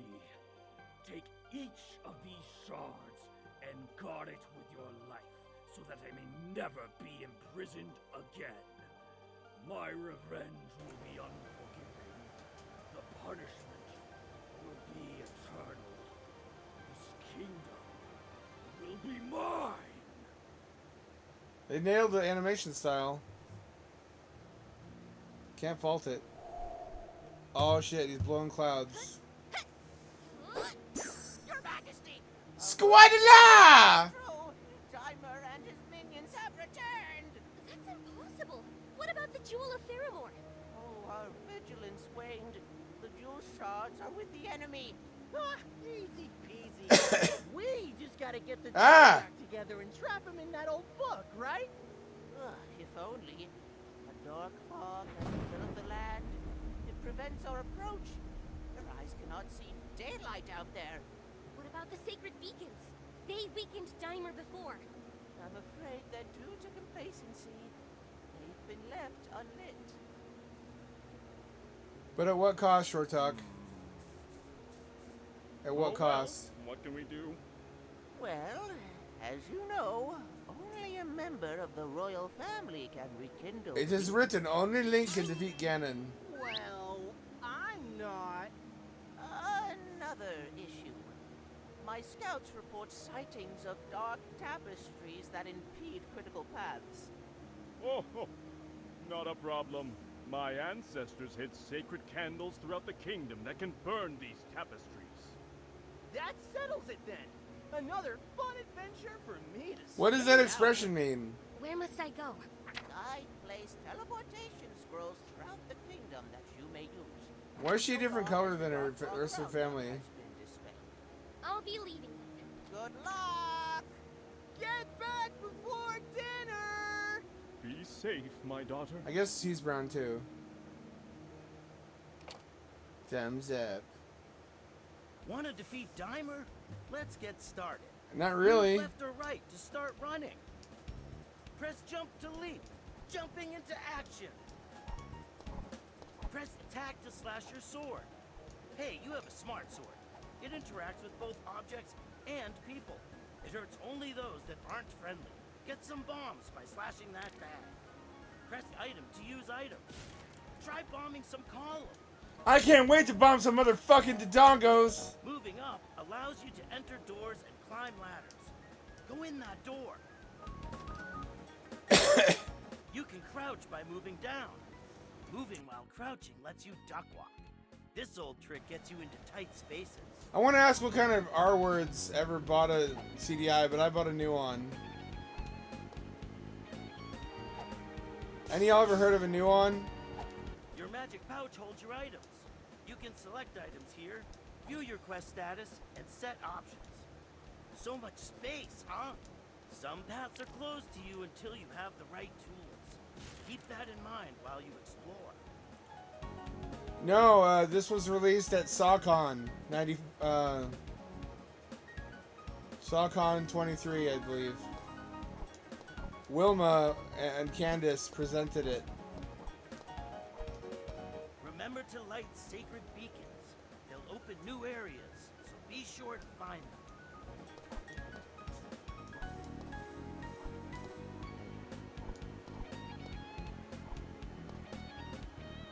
You missed the other two. Suck on these nuts. Wilma dick fit in your mouth, and Candy's nuts fit in your mouth. That one was layered. You have 1,000 years more training before you can equal my power. Teleportation scrolls allow you to exit to the world map quickly.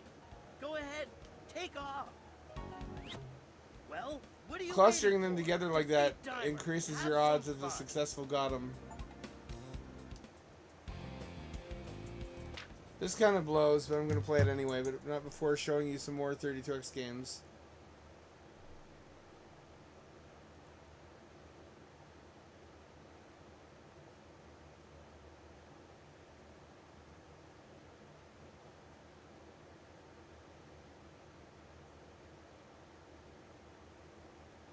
Did I ever have a gamepad for this? Under plugin.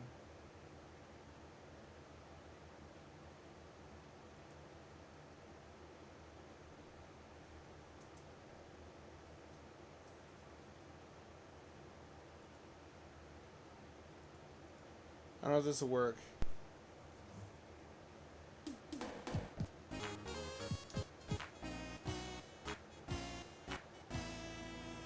I can't get the controller to register.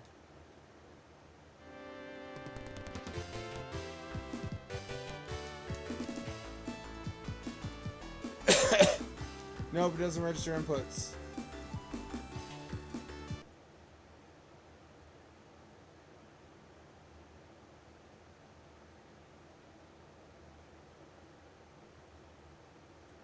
There's no way to set inputs either.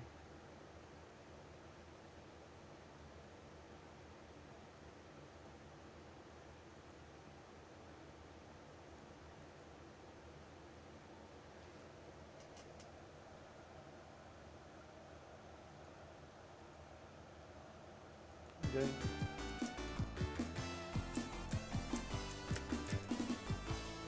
We can just watch the demo. At least I hope so. Come on, just play the demo.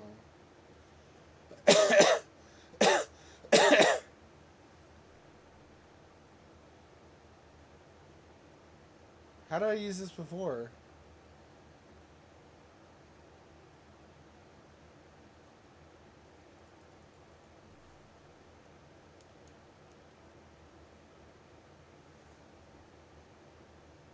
I guess I won't.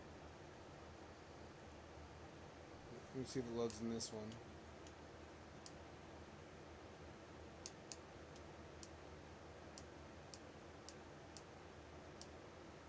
Racing is good. Shockingly good. It's like better than it should be, but not because it's particularly great, but because it's the other ones all have problems. That's besides the Switch version, it's considered the best version of the game.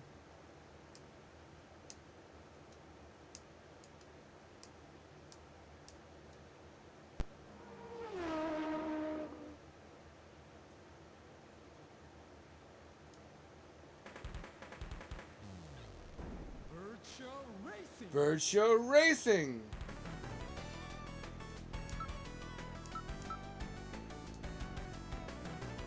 I was stuck on 2-player.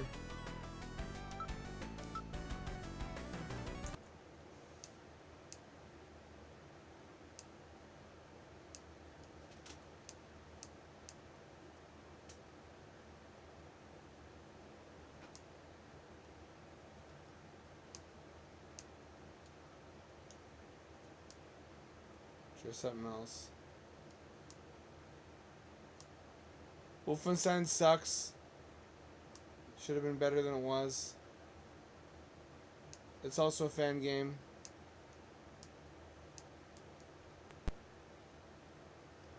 Doom is so good on 32X that Wolfenstein has no excuse to be this bad.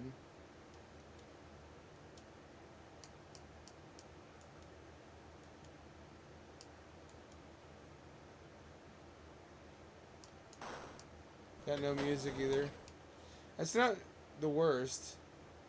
But it's also not that much better than the Super Nintendo version.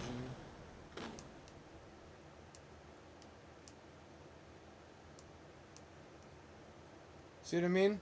There's a version on Sega Genesis also, but it's like... I want to say dithered. Every other line is rendered. I also want to say the window's smaller than this.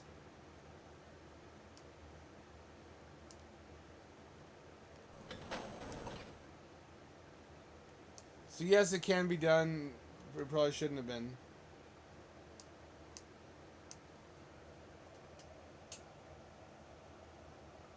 Yeah, Doom was the same way. You had to do a custom configuration file to stop it from behaving that way.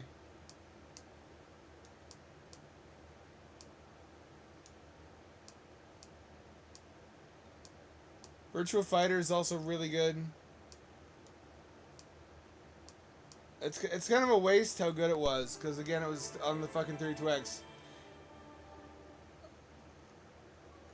It should not have been better than... I want to say better. It's... The Saturn version needed more attention, and this one got more attention than it deserved.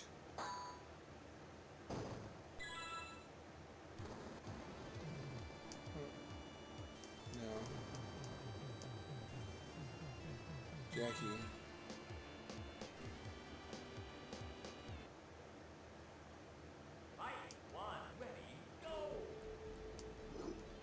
I think it's had 2 controllers plugged in still.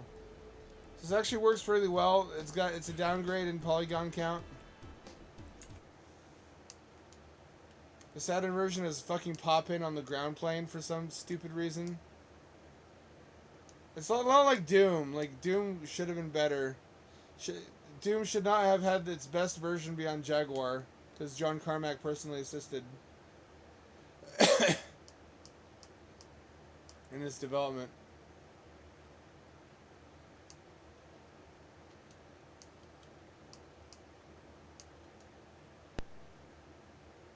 But it just worked out that way because all the other versions sucked. It's like a monkey paw wish where you want to be really good at a sport, so it makes everybody else worse than you instead of making you better.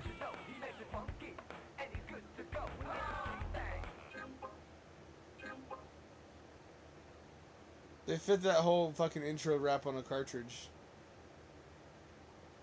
But at what cost?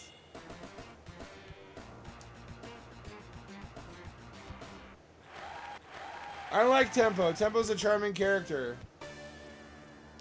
He's got a thing. He's got music. And he's a little bug.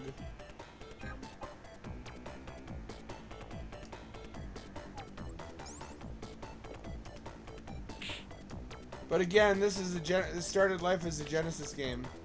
So unlike most 32X games where the foreground is done using the 32X, the background is done doing the Genesis, this is the other way around.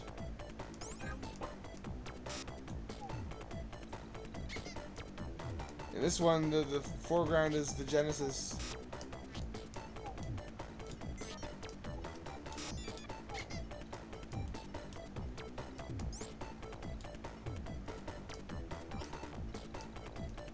And the background is just a meaningless video rendered by the 32X.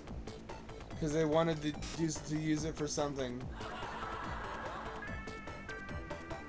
So it's actually a legit good game. It just did not, excuse me, did not have to be on 32X, and it gets no benefit from being on 32X. It should have just been a Genesis game. It has a fucking superb Game Gear adaptation. Ristar and Tempo were two of the best late Game Gear adaptations.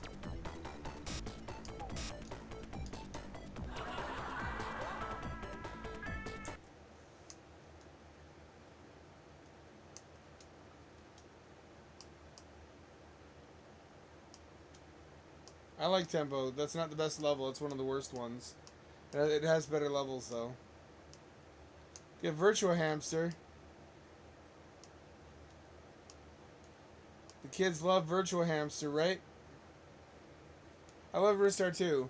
Ristar and Tempo are very, very similar vibes. They got that Sega magic from the late 90s.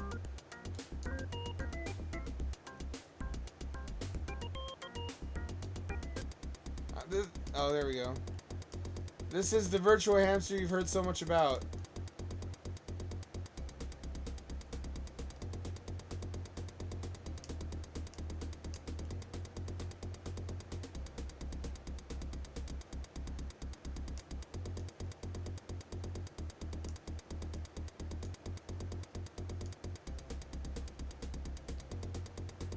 I forgot how to play this.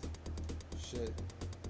But again, all 32X games tended to use the high color mode for the title screen, which is the only time they could use it because it only worked on static images.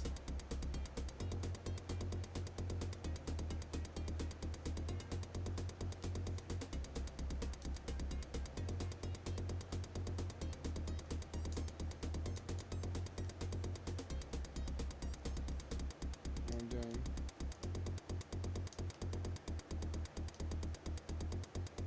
There we go. Alright, I got it. Gotta hold forward. The gimmick on this one is a track editor, which shouldn't really impress you considering it's all tubes. Oh, loop-de-loop. This is the official game of Hampshire, by the way. You'd think it would be Bioshock, but you'd be dead wrong. There's a very helpful map in the upper left-hand corner.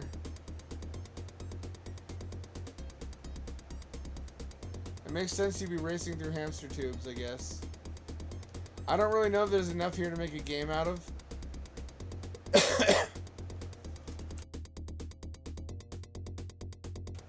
Same problem with a lot of story ideas people pitch to me. When they hear I'm an author, they've got this idea they've been sitting on. And it's not really enough for a novel. Because a novel is like 200 pages. And what they give me is like enough for a premise. Me too. This doesn't remind me of Sonic. This would have been a better thing for them to do for the Chaotix bonus stage than what they actually went with, which is just a weird... It wasn't good. I gotta tell you, being a Sega fan in the 90s was just... After 1994, it was just like having your cock and just punched by Evander Holyfield. You're just being held by the shoulders and just you're being punched in the cock over. It's just cock and ball torture. Crush my cock with a rock I must. Maximum pain I must endure, yes?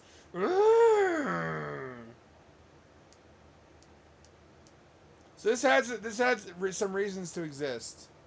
It had a great port of Virtual Racer. It had a great port of Virtual Fighter, which showed that neither one of these actually needed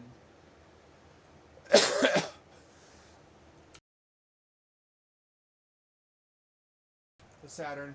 Although if they could do it on 32X, they probably could have done it on SVP. Originally, that's what we were going to get instead of the 32X was a $50 SVP at lock-on cartridge, which would have made more sense. It would have been more on brand because Sega pushed the lock-on technology hard in the marketing for Sonic 3 and Knuckles.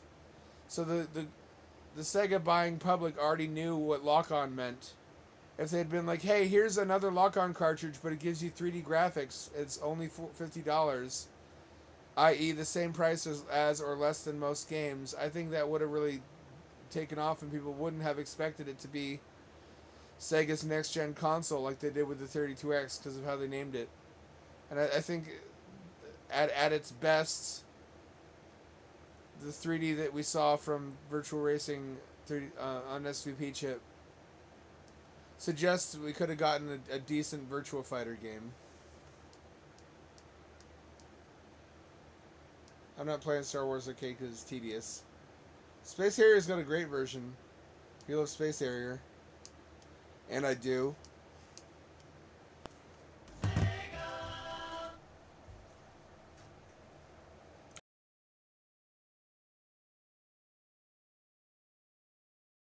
Looks kind of grainy. Because this was originally on System 16 hardware, which was 16-bit.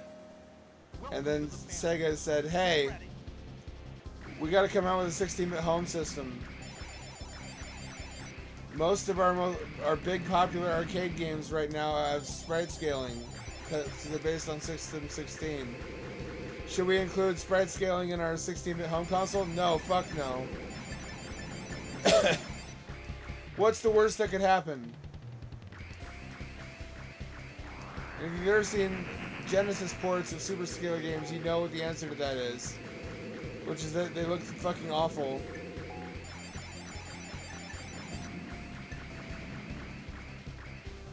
They just have sprites that have like 4 or 5 different pictures for different distances.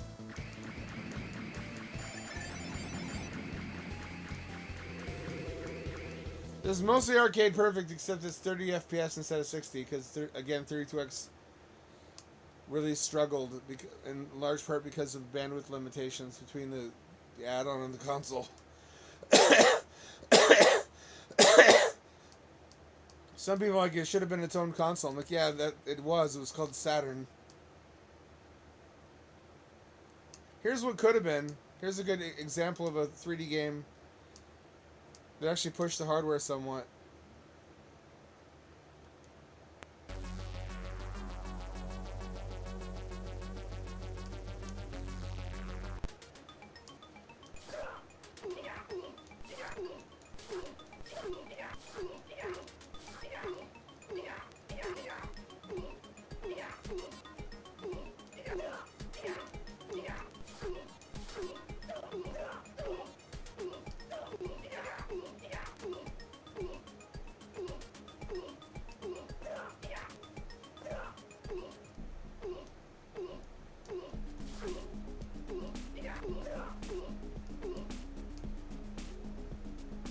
Narrowly selling because ninjas are kicking my ass.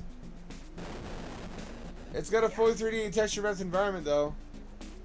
Peep them graphics. The characters are all sprites, but that was often the case.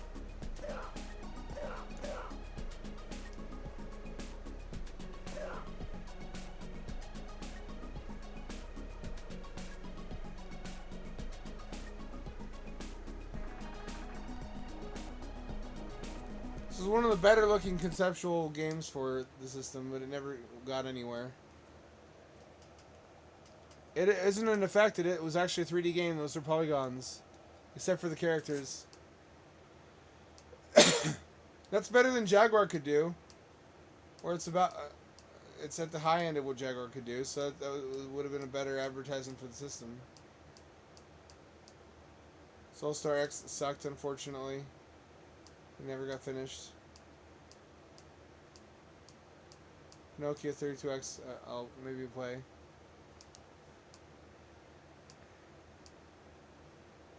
They're showing you Calibri. Doom 3 Resurrection. This one's really impressive. This one is basically how it should have been from the start if they had more than 6 months to make it.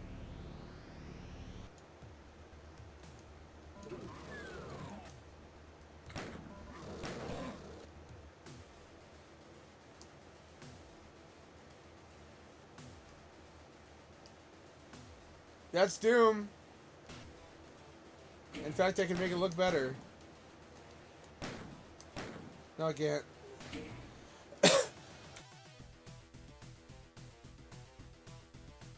It'll run smoother with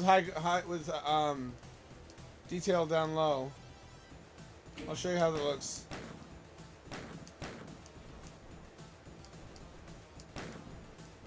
Actually, it actually was in low detail mode.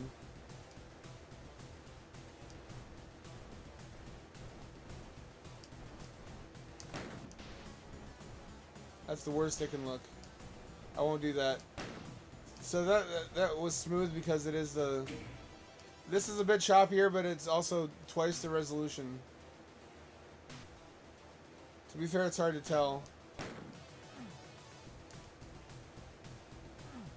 This is like PC Doom, though. The fans got together and fixed it. This was also the code base that SRB2 32X was based off of.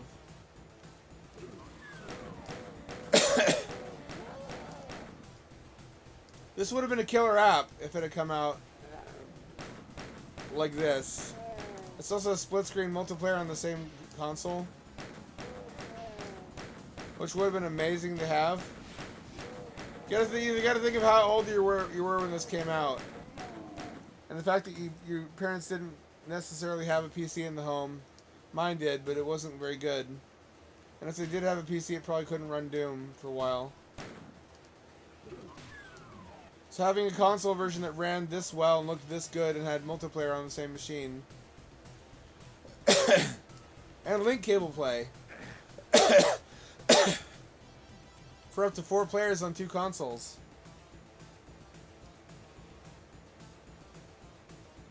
The Super Nintendo version was amazing for what it was. I had the Jaguar version because I was one of like 5 people in the world that had a Jaguar.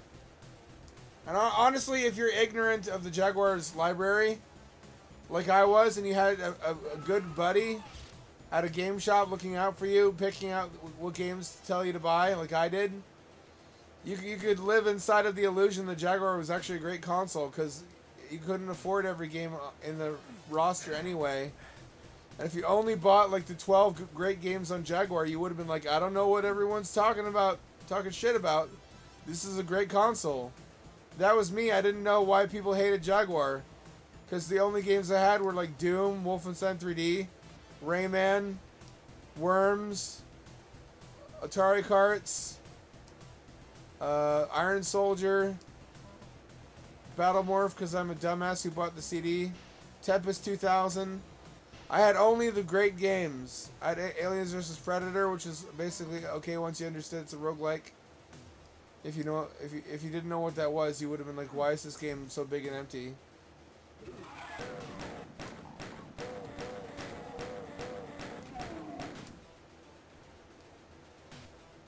This would have been a godsend for a lot of gamers. It would have made $160 for 32X. Almost kind of makes sense. What would have helped more is if Sega ported more of their arcade games to it, because we almost got ports of Outrunners, which is my favorite Outrun game, and a port of Wing War, which is another flat shaded polygon game. If we had gotten all the Super Scalar games, and including Galaxy Force 2, which we're also going to get, supposedly, it still would have been a bad idea to release the 32X, but it would have made more sense from the consumer side to buy one. Because it would have been a way to play all the best Sega arcade games at home without compromises.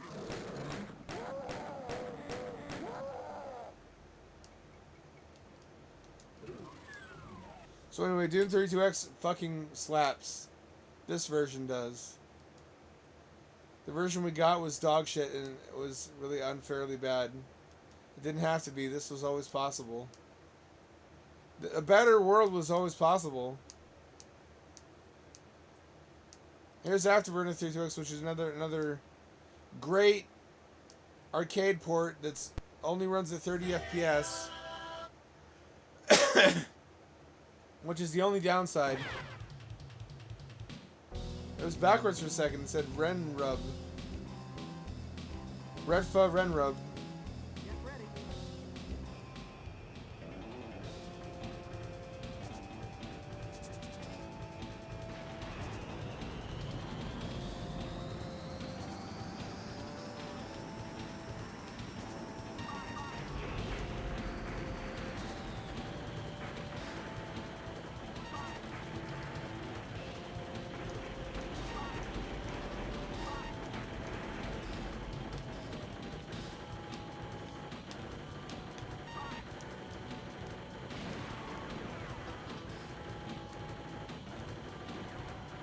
It's Afterburner.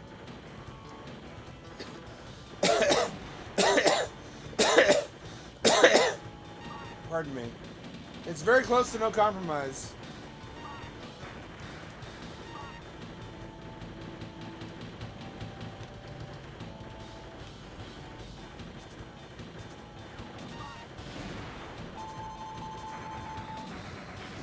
That didn't happen. You didn't see shit.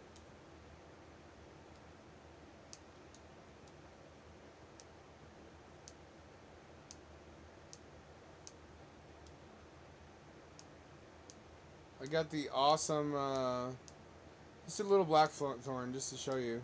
This is another legitimately great game that takes a while to get into and understand what you're supposed to be doing. It's really only improved in a couple ways. All the artwork is higher color. It sticks to the strength of the system, which is 2D graphics.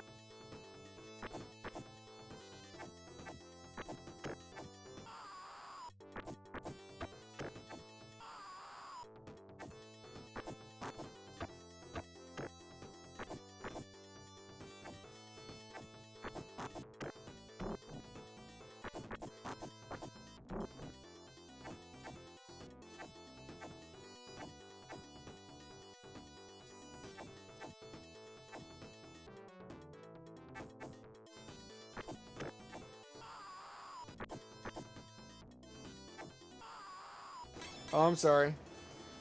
So yeah, this, if you're wondering how this looks better than the Genesis version, look at them side by side. The Genesis version was a very early port, and it did not look nearly as good as it should have. It's got a lot more visible tiling and of course, fewer colors. You little shit, come here.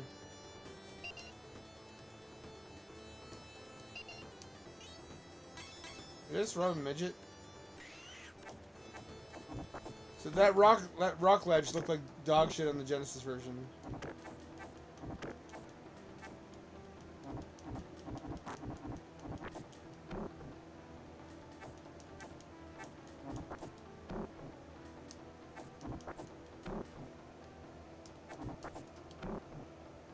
I think GBA version was based on arcade assets. Arcade assets, needless to say, looked way the fuck better. A big part of the problem was just Sega using a small cartridge. So they had to use tiling in order to fill in some background details that had bespoke assets. You know how there were Lego sets in the 1990s that had big single pieces that you didn't build? It's like that, but with sprites. Like there were big, single, large sprites, like the rock shelf, that had to be left out of the home version of this game, but that has been put back in now.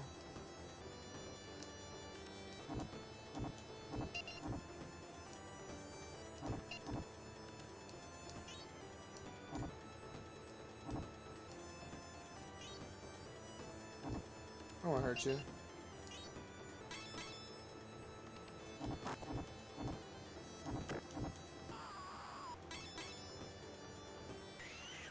So you get the color palette cycling. The ground texture looks better.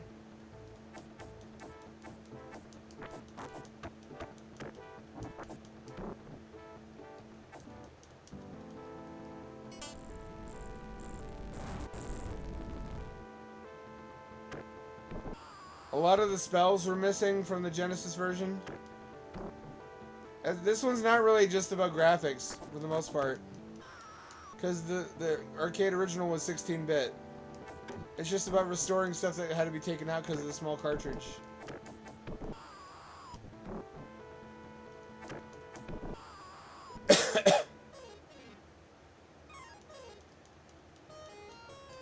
You little shit, I'll get you.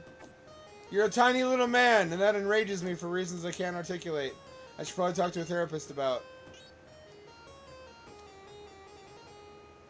He's merely a little fella.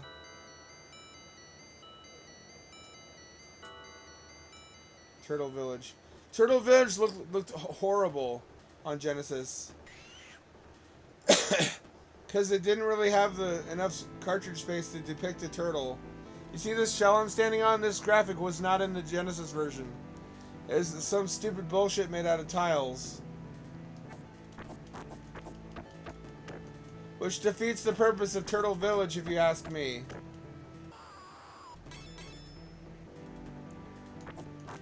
So again, is this technically 32 bits graphically? No. Because it's a port of an arcade game that was not itself 32 bits. Does this look way better than the Genesis version originally did? Yes, mostly because of more colors and more cartridge space. Which Sega could have just done in the first place by authorizing a larger cartridge. But this would have been a great excuse to have a 32X remaster. And would have been another jewel in its crown and justification for its existence.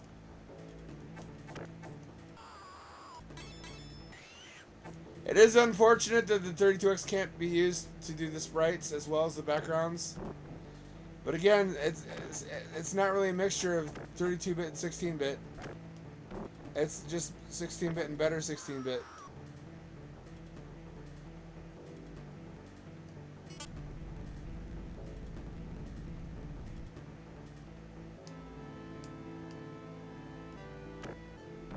That was my damn dragon.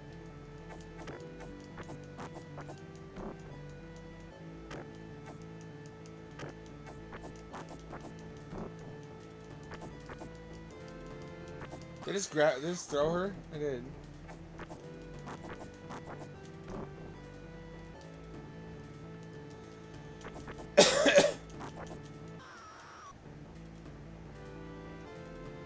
That's enough.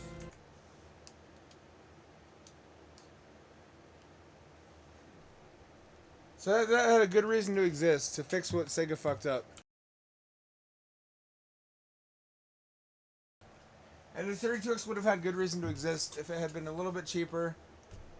Maybe $100, and if it had, again, that you probably should have just left out the second SH2 because almost nothing used it. Because it was so hard to use both at the same time, so you just wasted money putting two of them in there. You could have gotten the 32X down to less than $150, maybe $140, and that you would have would not have missed out on anything. But again, the better option moving back a step is just don't release the 32X. Release the cheaper Saturn with one SH2, and just eat the difference in 3D performance.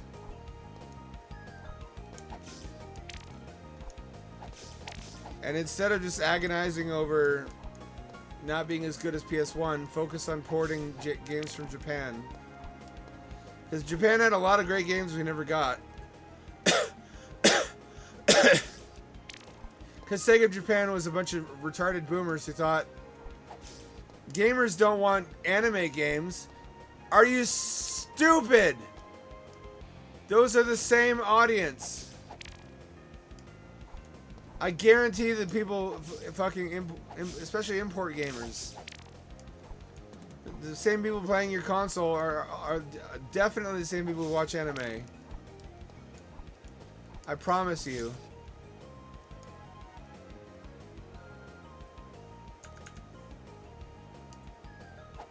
So had I been Bernie Stoller, or had I just been the dictator of Sega somehow, cheaper Saturn, one SH2.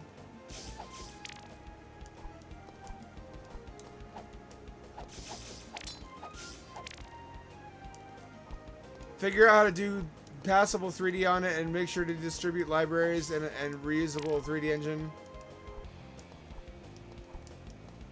before launch. Get that to devs. And focus everything you got on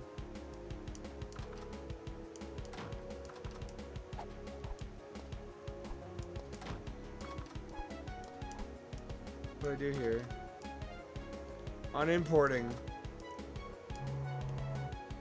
Like, priority number one should have been to have teams working round the clock translating.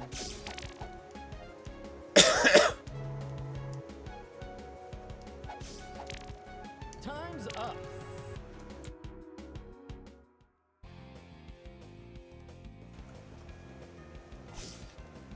Could that have saved them? No, but it would have failed less spectacularly, I think.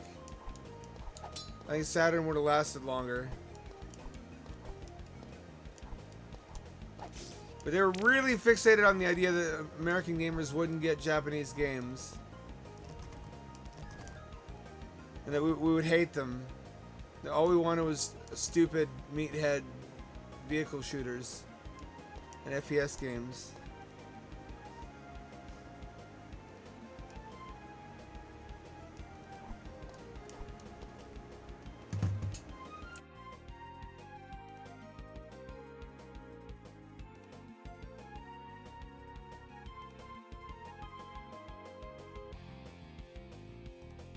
I like RZ as a character. She's iconic. Look at her sprite.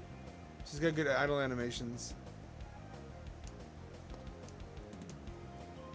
Sega was the first time as a child that I understood and believed that adults are not omnipotent or all-knowing either. Like, until then, especially, even if you knew your own parents were not all-knowing, because you'd seen them make fuck-ups, you would have thought, okay, the Japanese adults who make video games have got to be the smartest people on Earth, right? There's no way they would do a bunch of stupid stuff all at the same time. Oh, great. They finally sent someone to kill me. Alright, make it snappy. I'm sure you got places to go, other people to kill. No. Who would do that? Oh, my name is Cypress. I want to move into town, but the mayor thinks I'm a monster man. I don't think that. Really? You don't think I'm a disgusting rabbit nut? You think you could convince the mayor to let me move in then, and stop thinking I'm the wolf among us? If you do, this old lantern is yours. Spectacular voice acting.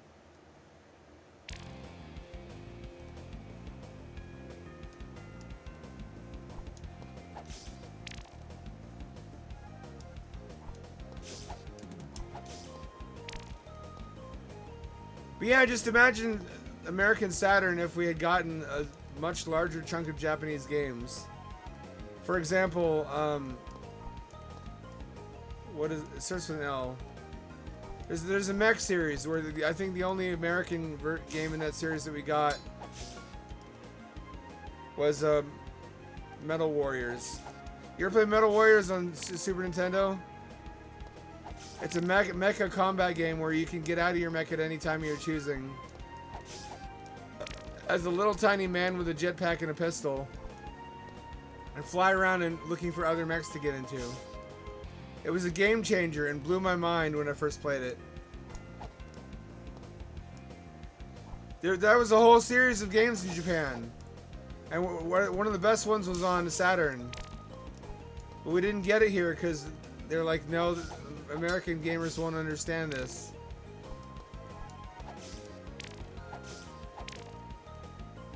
They will if you fucking translate it.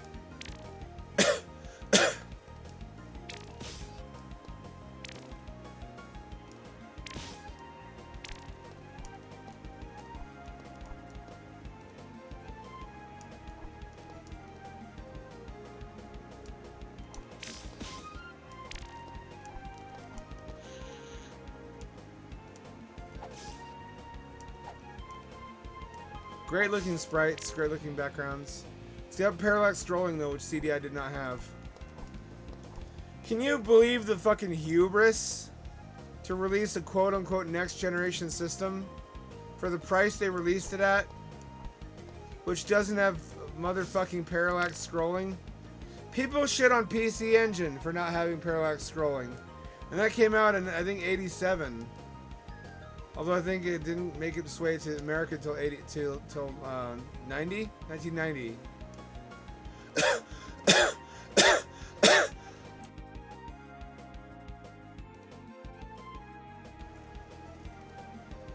BRB.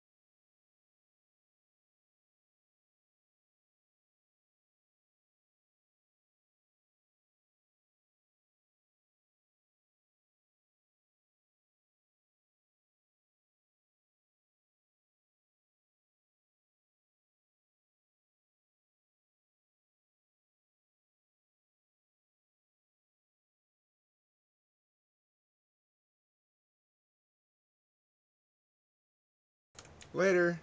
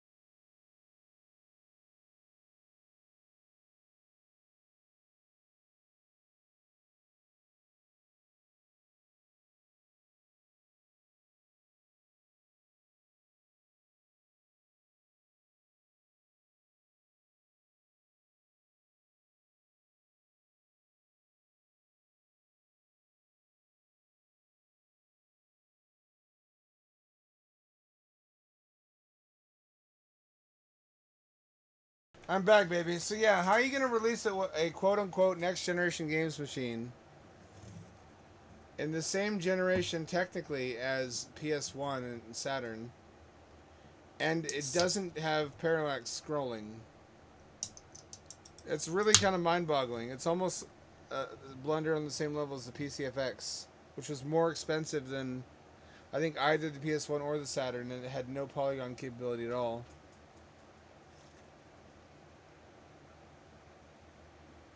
PCFX in many ways was like the Japanese CDI. Come here, cat. If you want pettings, you gotta get on my lap. Laps are where the pettings happen.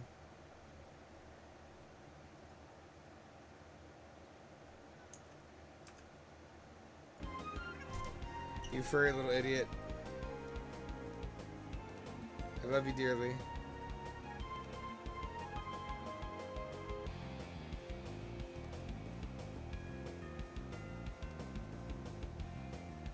Are you jealous? I'm cuddling a cat right now. It's just a really cute cat. Damn, it's so cute.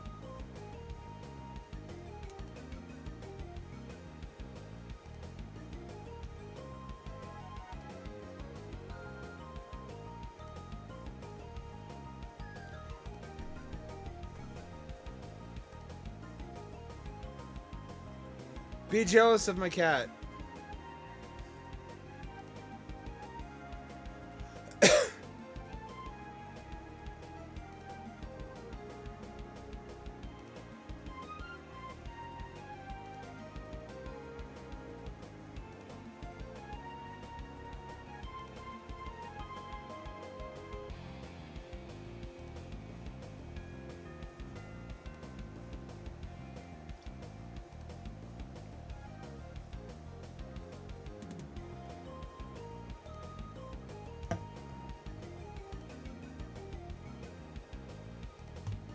Hello, hello.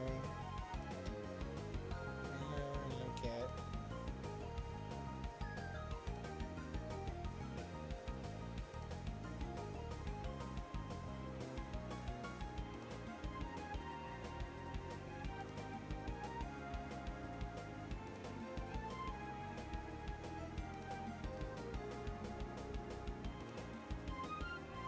Hello, cat.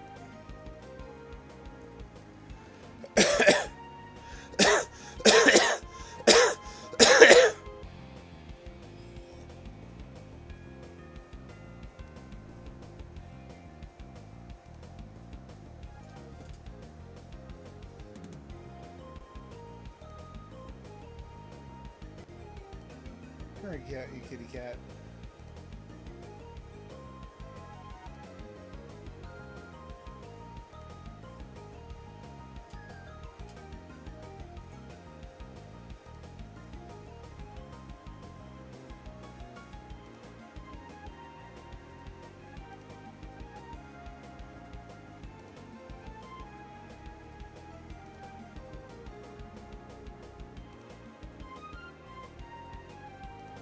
Sorry. I gotta cut off my cat.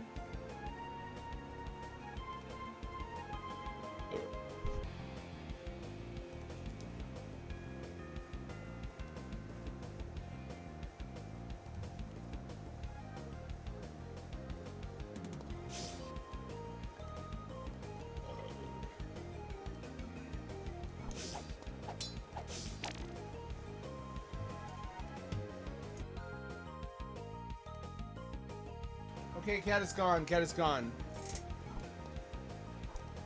Cat is absconded. I should probably switch the stream title, huh?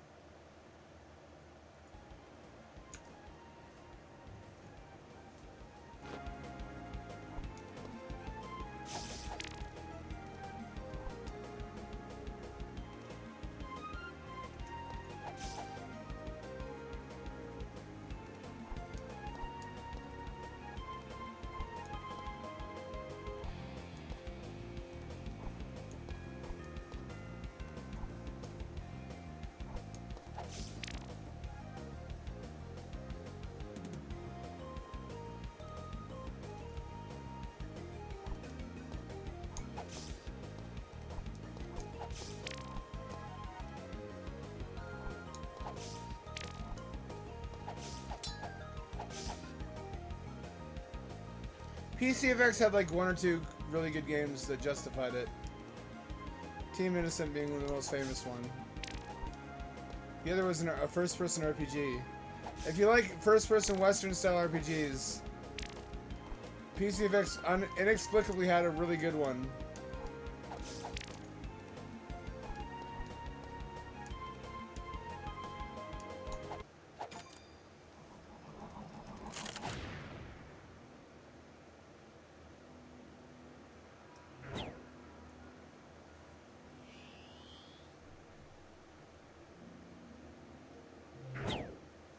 Golly, it's our Zed. Ho ho! You've already lit a beacon. I doubt the rest will be that easy. Any new info? Indeed. My scouts have Indeed. reported blockades enchanted with color magic. How am I supposed to get through them? You'll need a tool that can fire magic of the same color. Great. Something else I have to find. Careful, RZ. Don't get red in the face. Ugh. Tell me there's only one color to deal with. To my knowledge, there are 3 types of color magic. Don't look so blue, princess. I'm going back now. Why are you like that?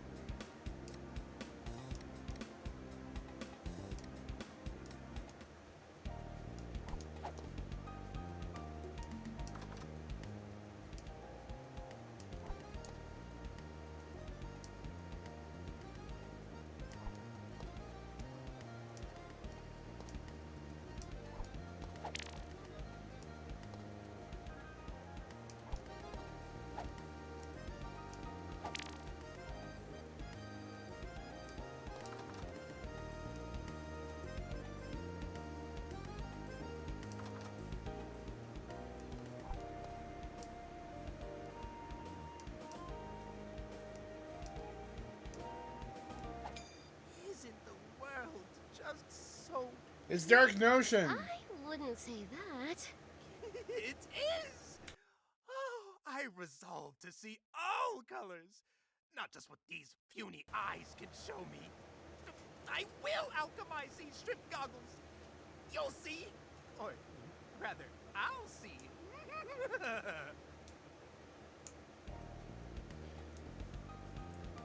What a cool guy, actually. He's working on something genuinely interesting and useful. If you ever need something special though, like a little sword of yours, just drop by and I'll give it a shot.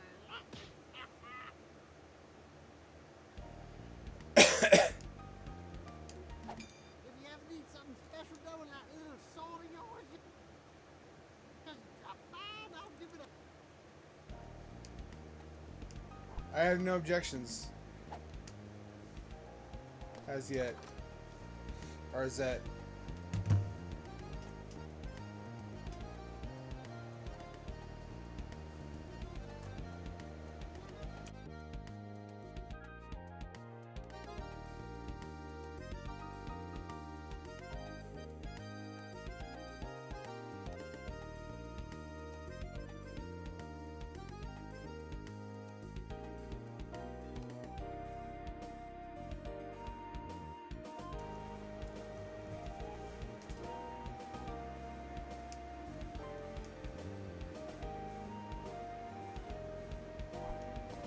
So today I tried a menu item at a restaurant, and I was disappointed by it. That got me thinking, should I have put it off for this long, or should I just not have ever tried it? Without trying it, I could never have known I wouldn't like it. Now that I know I don't like it, I'll never waste money on it again. But I guess the Buddhist solution would have been don't ever desire it in the first place. Don't desire things. Because they're never going to be as good as they would have to be worth what you pay for them. But that sounds like defeat. That sounds like depression, frankly. Like not wanting anything just sounds like depression. Am I wrong?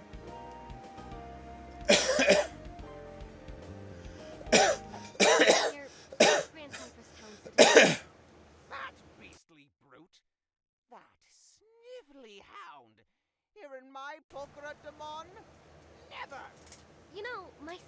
sword doesn't hurt friendly folks. You're not being very friendly.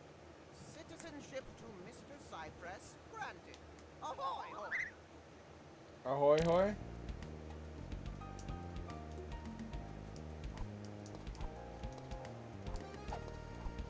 How do I get that key?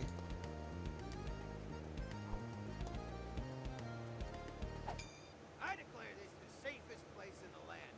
Rabble-rousers and mischief-makers have no quarter with me. The Crown is ever grateful for your service. Anything to report? Rumors speak of strange scrolls that allow you to teleport to special areas. Special areas? Places that test your mettle and reward you with riches. Oh, if I could teleport, I'd find these scrolls and... Halt, ne'er-do-weller!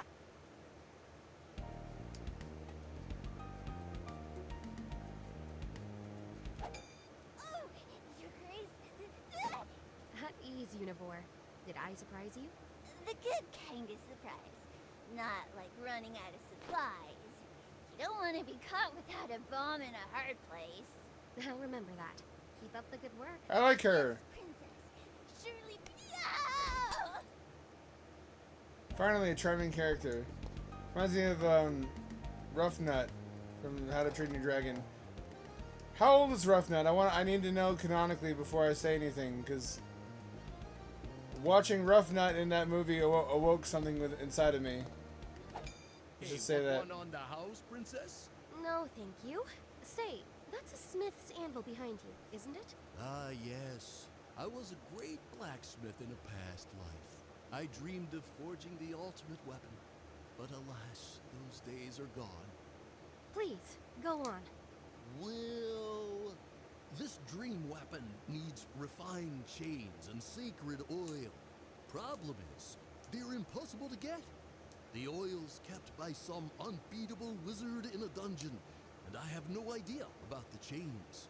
I'd go investigate it myself, but you know, I am but a mere small, timid man. A great big, muscular warrior is what we need. Well, I'll get the oil and find the chains for you. You know, I couldn't ask. Yes, but you're not asking. I will do this. Anything else? Oh, here's the key to the dungeon with the oil. Good luck with that. My only tip is to help folks in need. That'll Thank God. probably steer you on the She's right got path. that yandere tomboy energy. You know what I mean? Like where she might actually kill you. You got an eye for beauty, don't you? I suppose. I lost my husband in the war. He was turned into a creature, got bombed. Boom! Shook the whole room, I tell you. He never gave me the jewelry I wanted. That's what you're sad about? Something starry, will ya? In return, I have something to quench your thirst. Is she just did that MILF just hit on me? Is that what just happened? Hey, look everyone! It's the princess! I'm pretty sure they can see me. Yeah, but you always gotta be mindful of what's around you. If you see anything nasty coming your way, you gotta knock it away with your weapon. Ah! Some of these animations will haunt my nightmares. This is the #1 waifu so far, though. What if I just return her husband to her? Wouldn't that be just as good? If he was turned into a creature, there's probably some way to turn him back.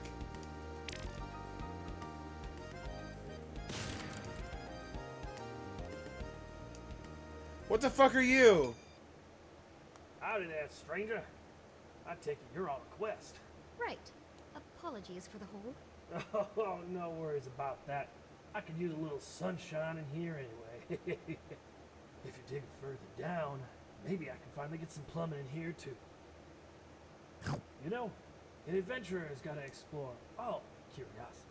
Curiosities? Yeah, cracked walls, strange spaces. Investigate them. Of course, You don't seem to be afraid of throwing those bombs. I once even heard of a hero finding a cooked turkey leg in a wall. Oh, seasoned to perfection, the legend says. Castlevania. Yeah, you might even Wall find chicken. a few coins hidden away by portly old fools. Keep your eyes peeled. Thanks. I'll do my best. That's the spirit. Poorly, not portly. Why are you here, though? What are you? What are you, and why are you in the walls of the castle?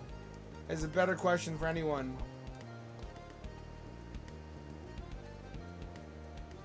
Alright, so what I meant to say actually was Roughnut in the second movie.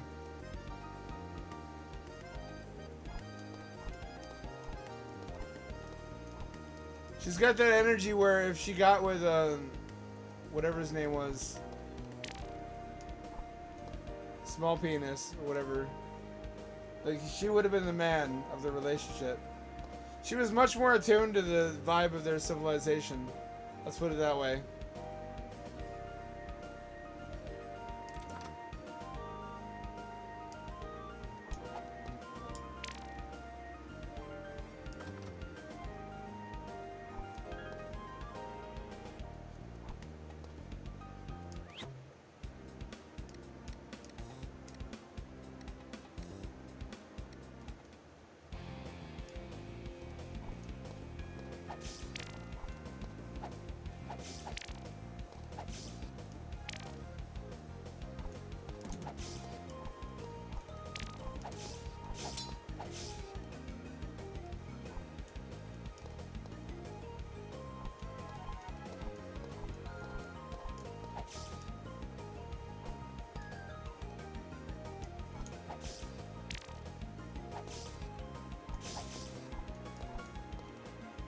Am I so wrong to want Roughnut to beat me up? To rough up my nuts? It's in her name.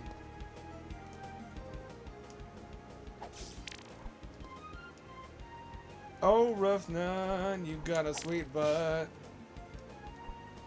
No one can blame.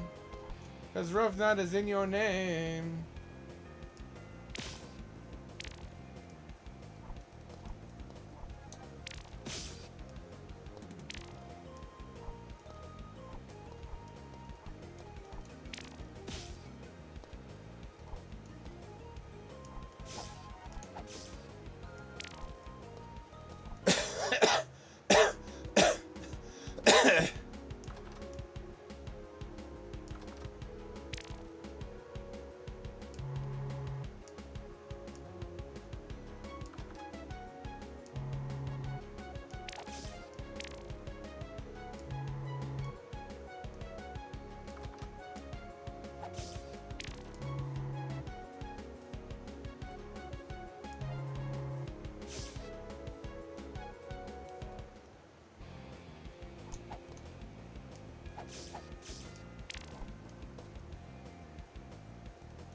I ain't got no color magic.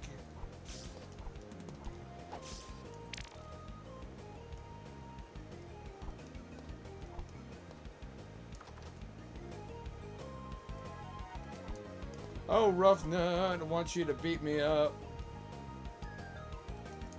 You got me playing your game, driving me insane. Roughnut.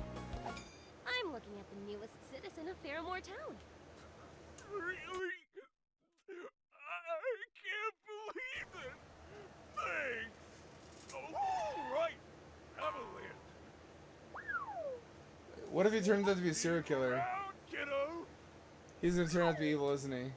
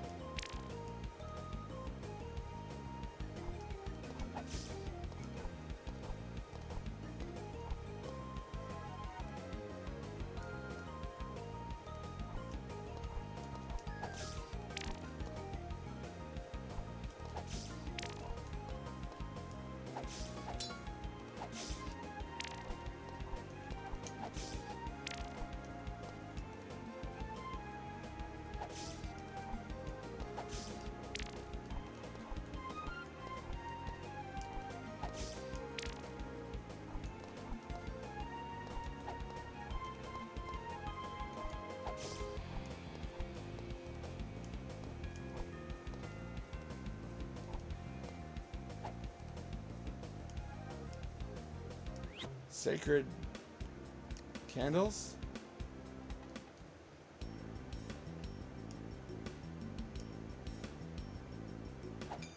A cave system's nearby. Throw a bomb and you'll be spelunking in no time. I'll take a look. Not so fast. If you run forward, you might not make it. Take this. If you use rope in dark places, you'll escape back to safety.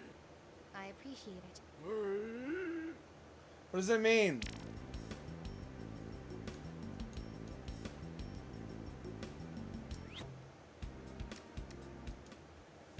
There's so many confusing choices.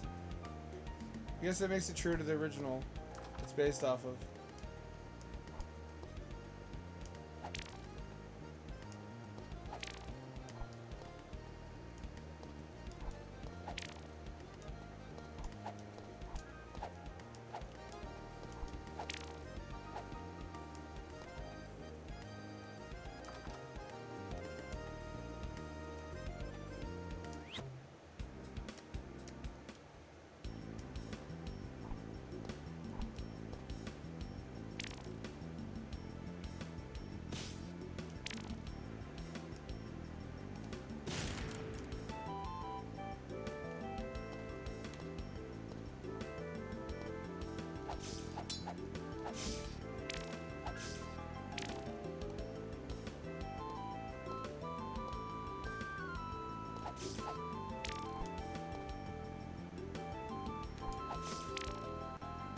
Problem here is that it's imitating a game that was never really good.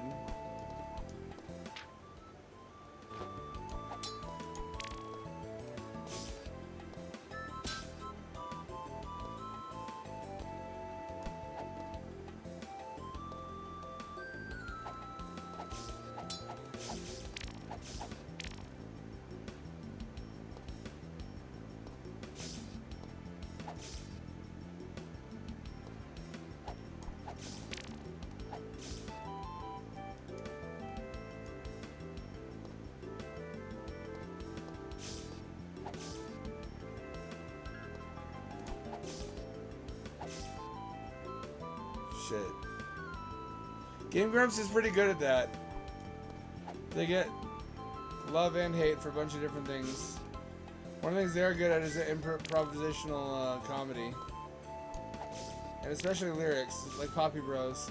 Poppy Bros lives on in my heart and rent-free in my head. Poppy Bros, Poppy Bros, Poppy Bros, Poppy Bros, Poppy Bros, Poppy Bros. Poppy Bros, Poppy Bros. Everybody's having a good time, Poppy Bros. Everybody's having a good time, Poppy Bros. No?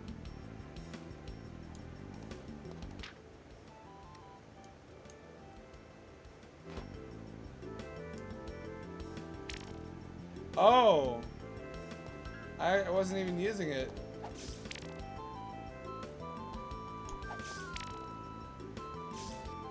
Bitch fucker.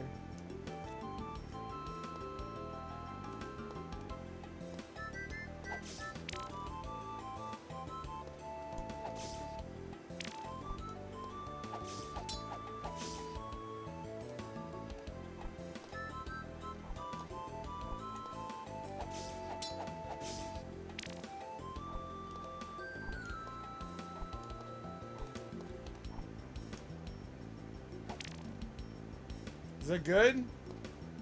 Did he get something good?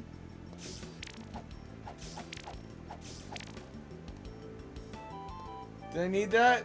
I got a candle.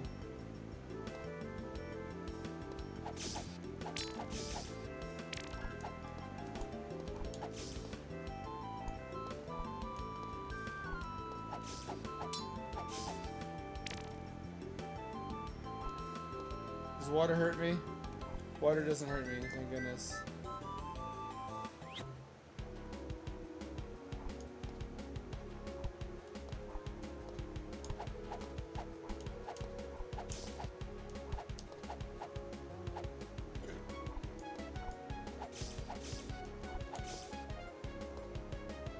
Got rubies. Rubies, huh? Got rupees at home.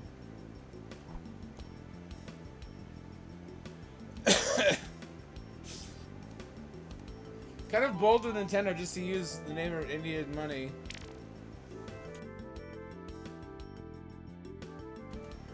I guess rubies is not any less creative.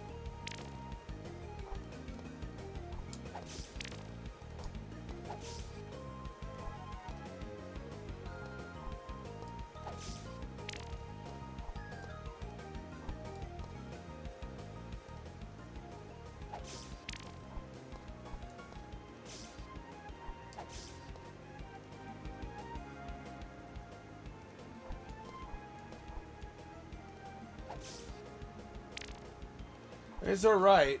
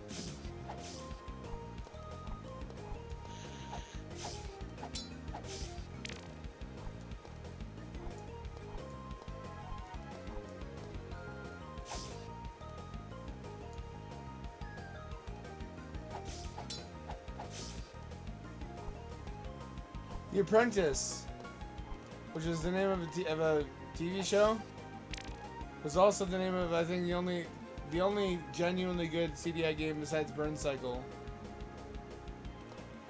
So CDI has 2 certifiably good games.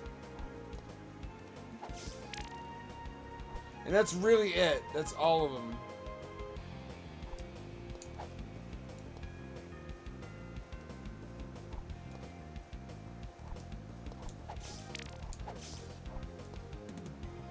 Burn Cycle is a pre-rendered 3D live-action blended point-and-click adventure based upon Neuromancer, I believe. It's pretty damn good for what it is. The Apprentice is a vertical scrolling platformer like Kid Icarus, with really appealing sprite work and a bunch of naked girls in it as Easter eggs you can unlock. That's not why I endorse it. Here to challenge me? What behooves you to... Ugh, cease this laughter. You will suffer. Nay, you... Enough! Rein it in!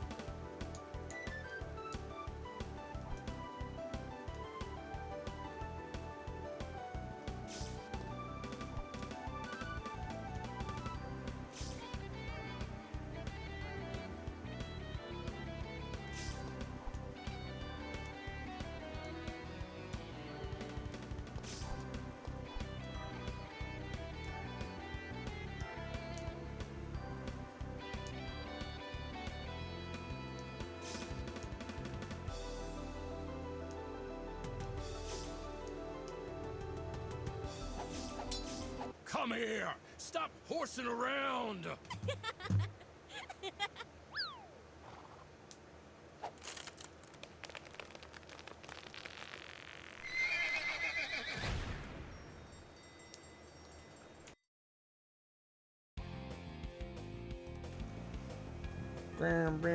The music slaps.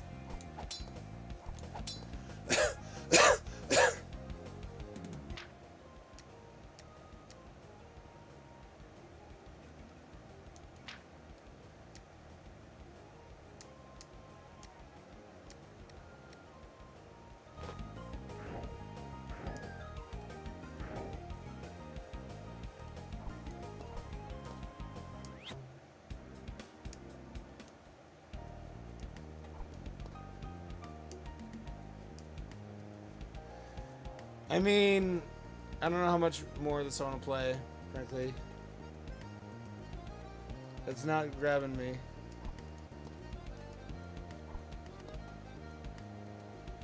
I get what they're doing. It's amusing.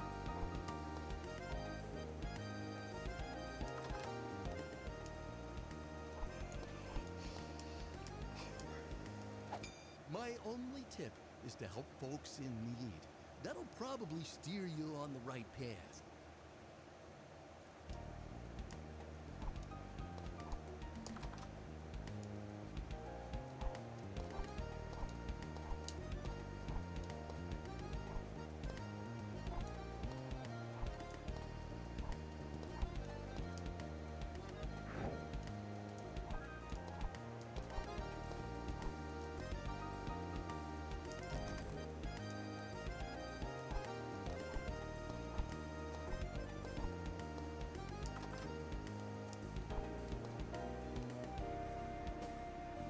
Here we go.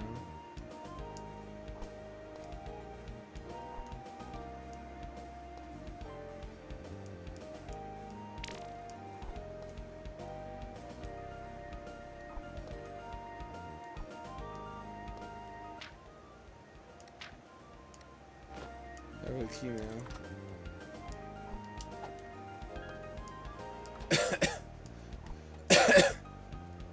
You know, it feels like a Shantae. Feels like I'm playing Shantae a lot.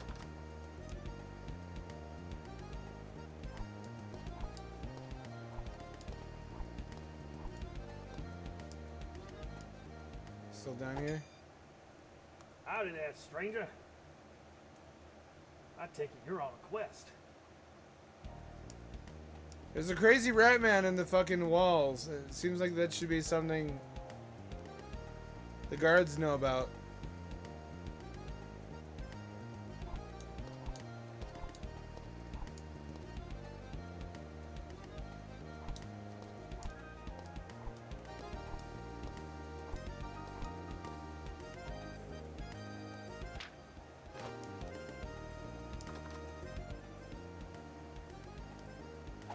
If you ever need something special going like...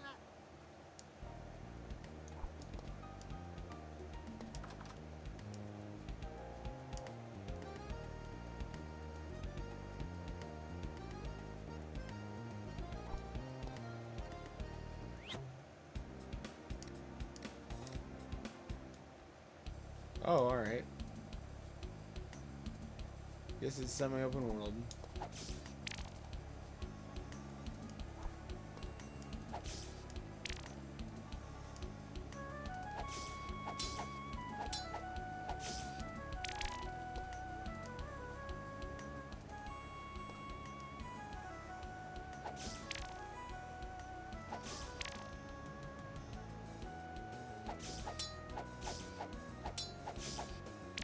It could have been good. The formula is kind of here.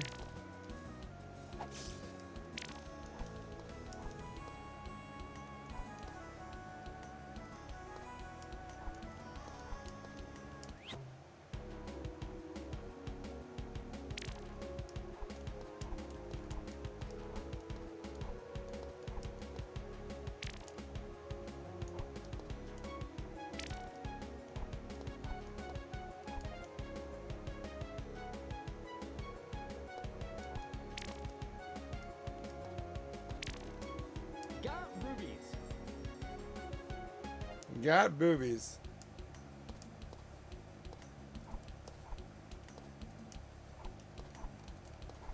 You ever have sex ed in school and nobody would stop laughing? Whenever they said like penis or vagina? I always thought the smart thing to do would be lean into that and make like a comedy focused informational video called Boobies and Wieners. Where it's okay to laugh.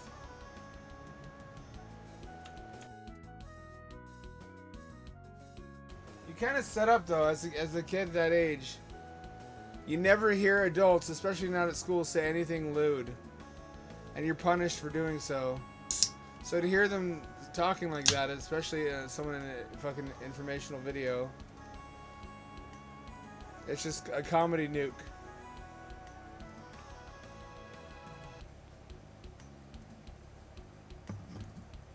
That Beavis and Bad clip was the source of many great YouTube poops. The penis,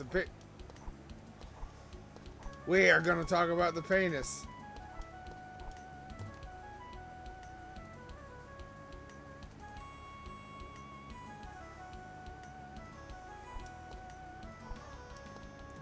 I need a double jump. I don't have one.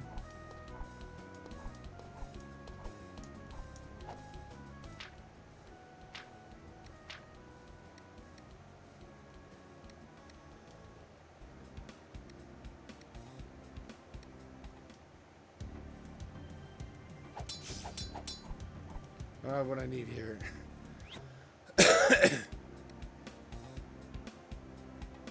Haven't got what I need yet.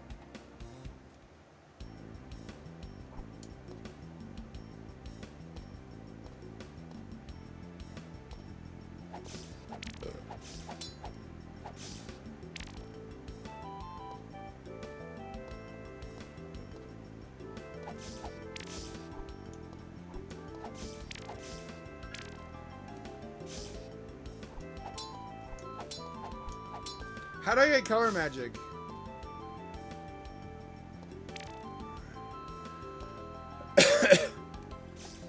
Oh.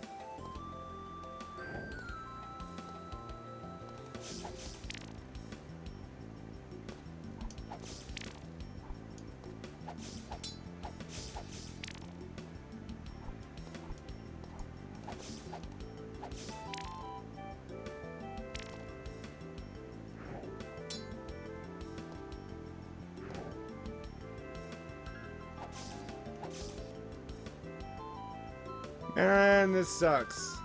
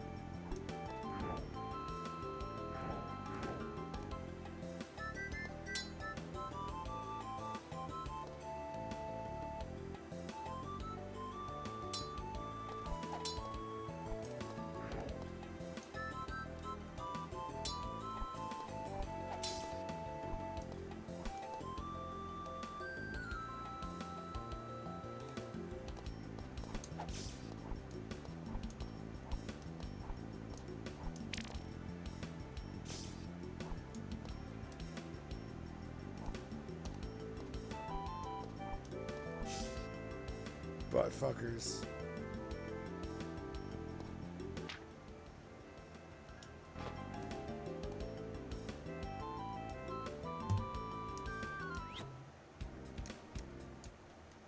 Also, it reminds me of Popful Mail a lot.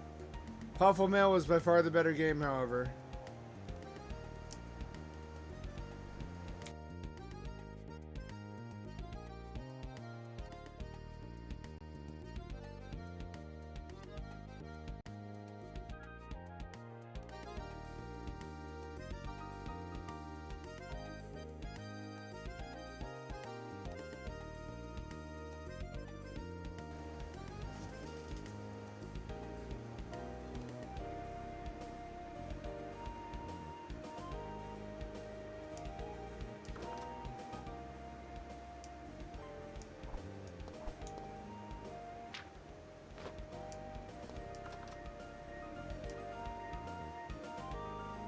That's 300 now.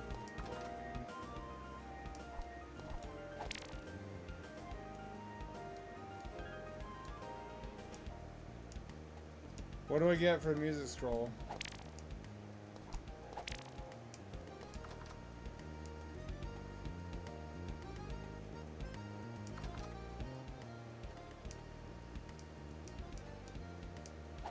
If you ever need something special done with that little sword of yours, just drop by and I'll give it a shot.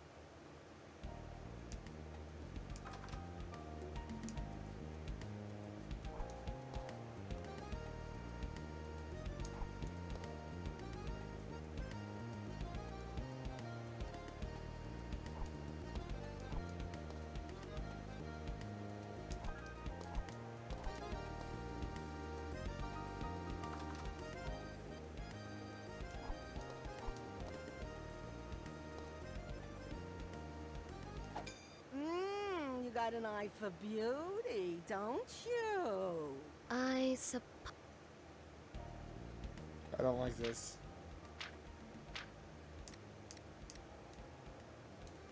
Sorry. Not crazy about RZ, it turns out. I don't know if we'll come back to that one.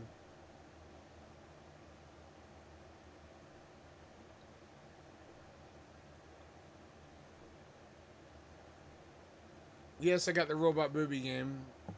If you have a game with a sexy robot, I'm gonna buy it. I don't care how good or bad it is, and this is not great. But it's got the robot, who's even better looking than Edie from Mass Effect.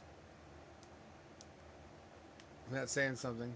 I managed to make a little bit more progress in Lunistice, by which I mean I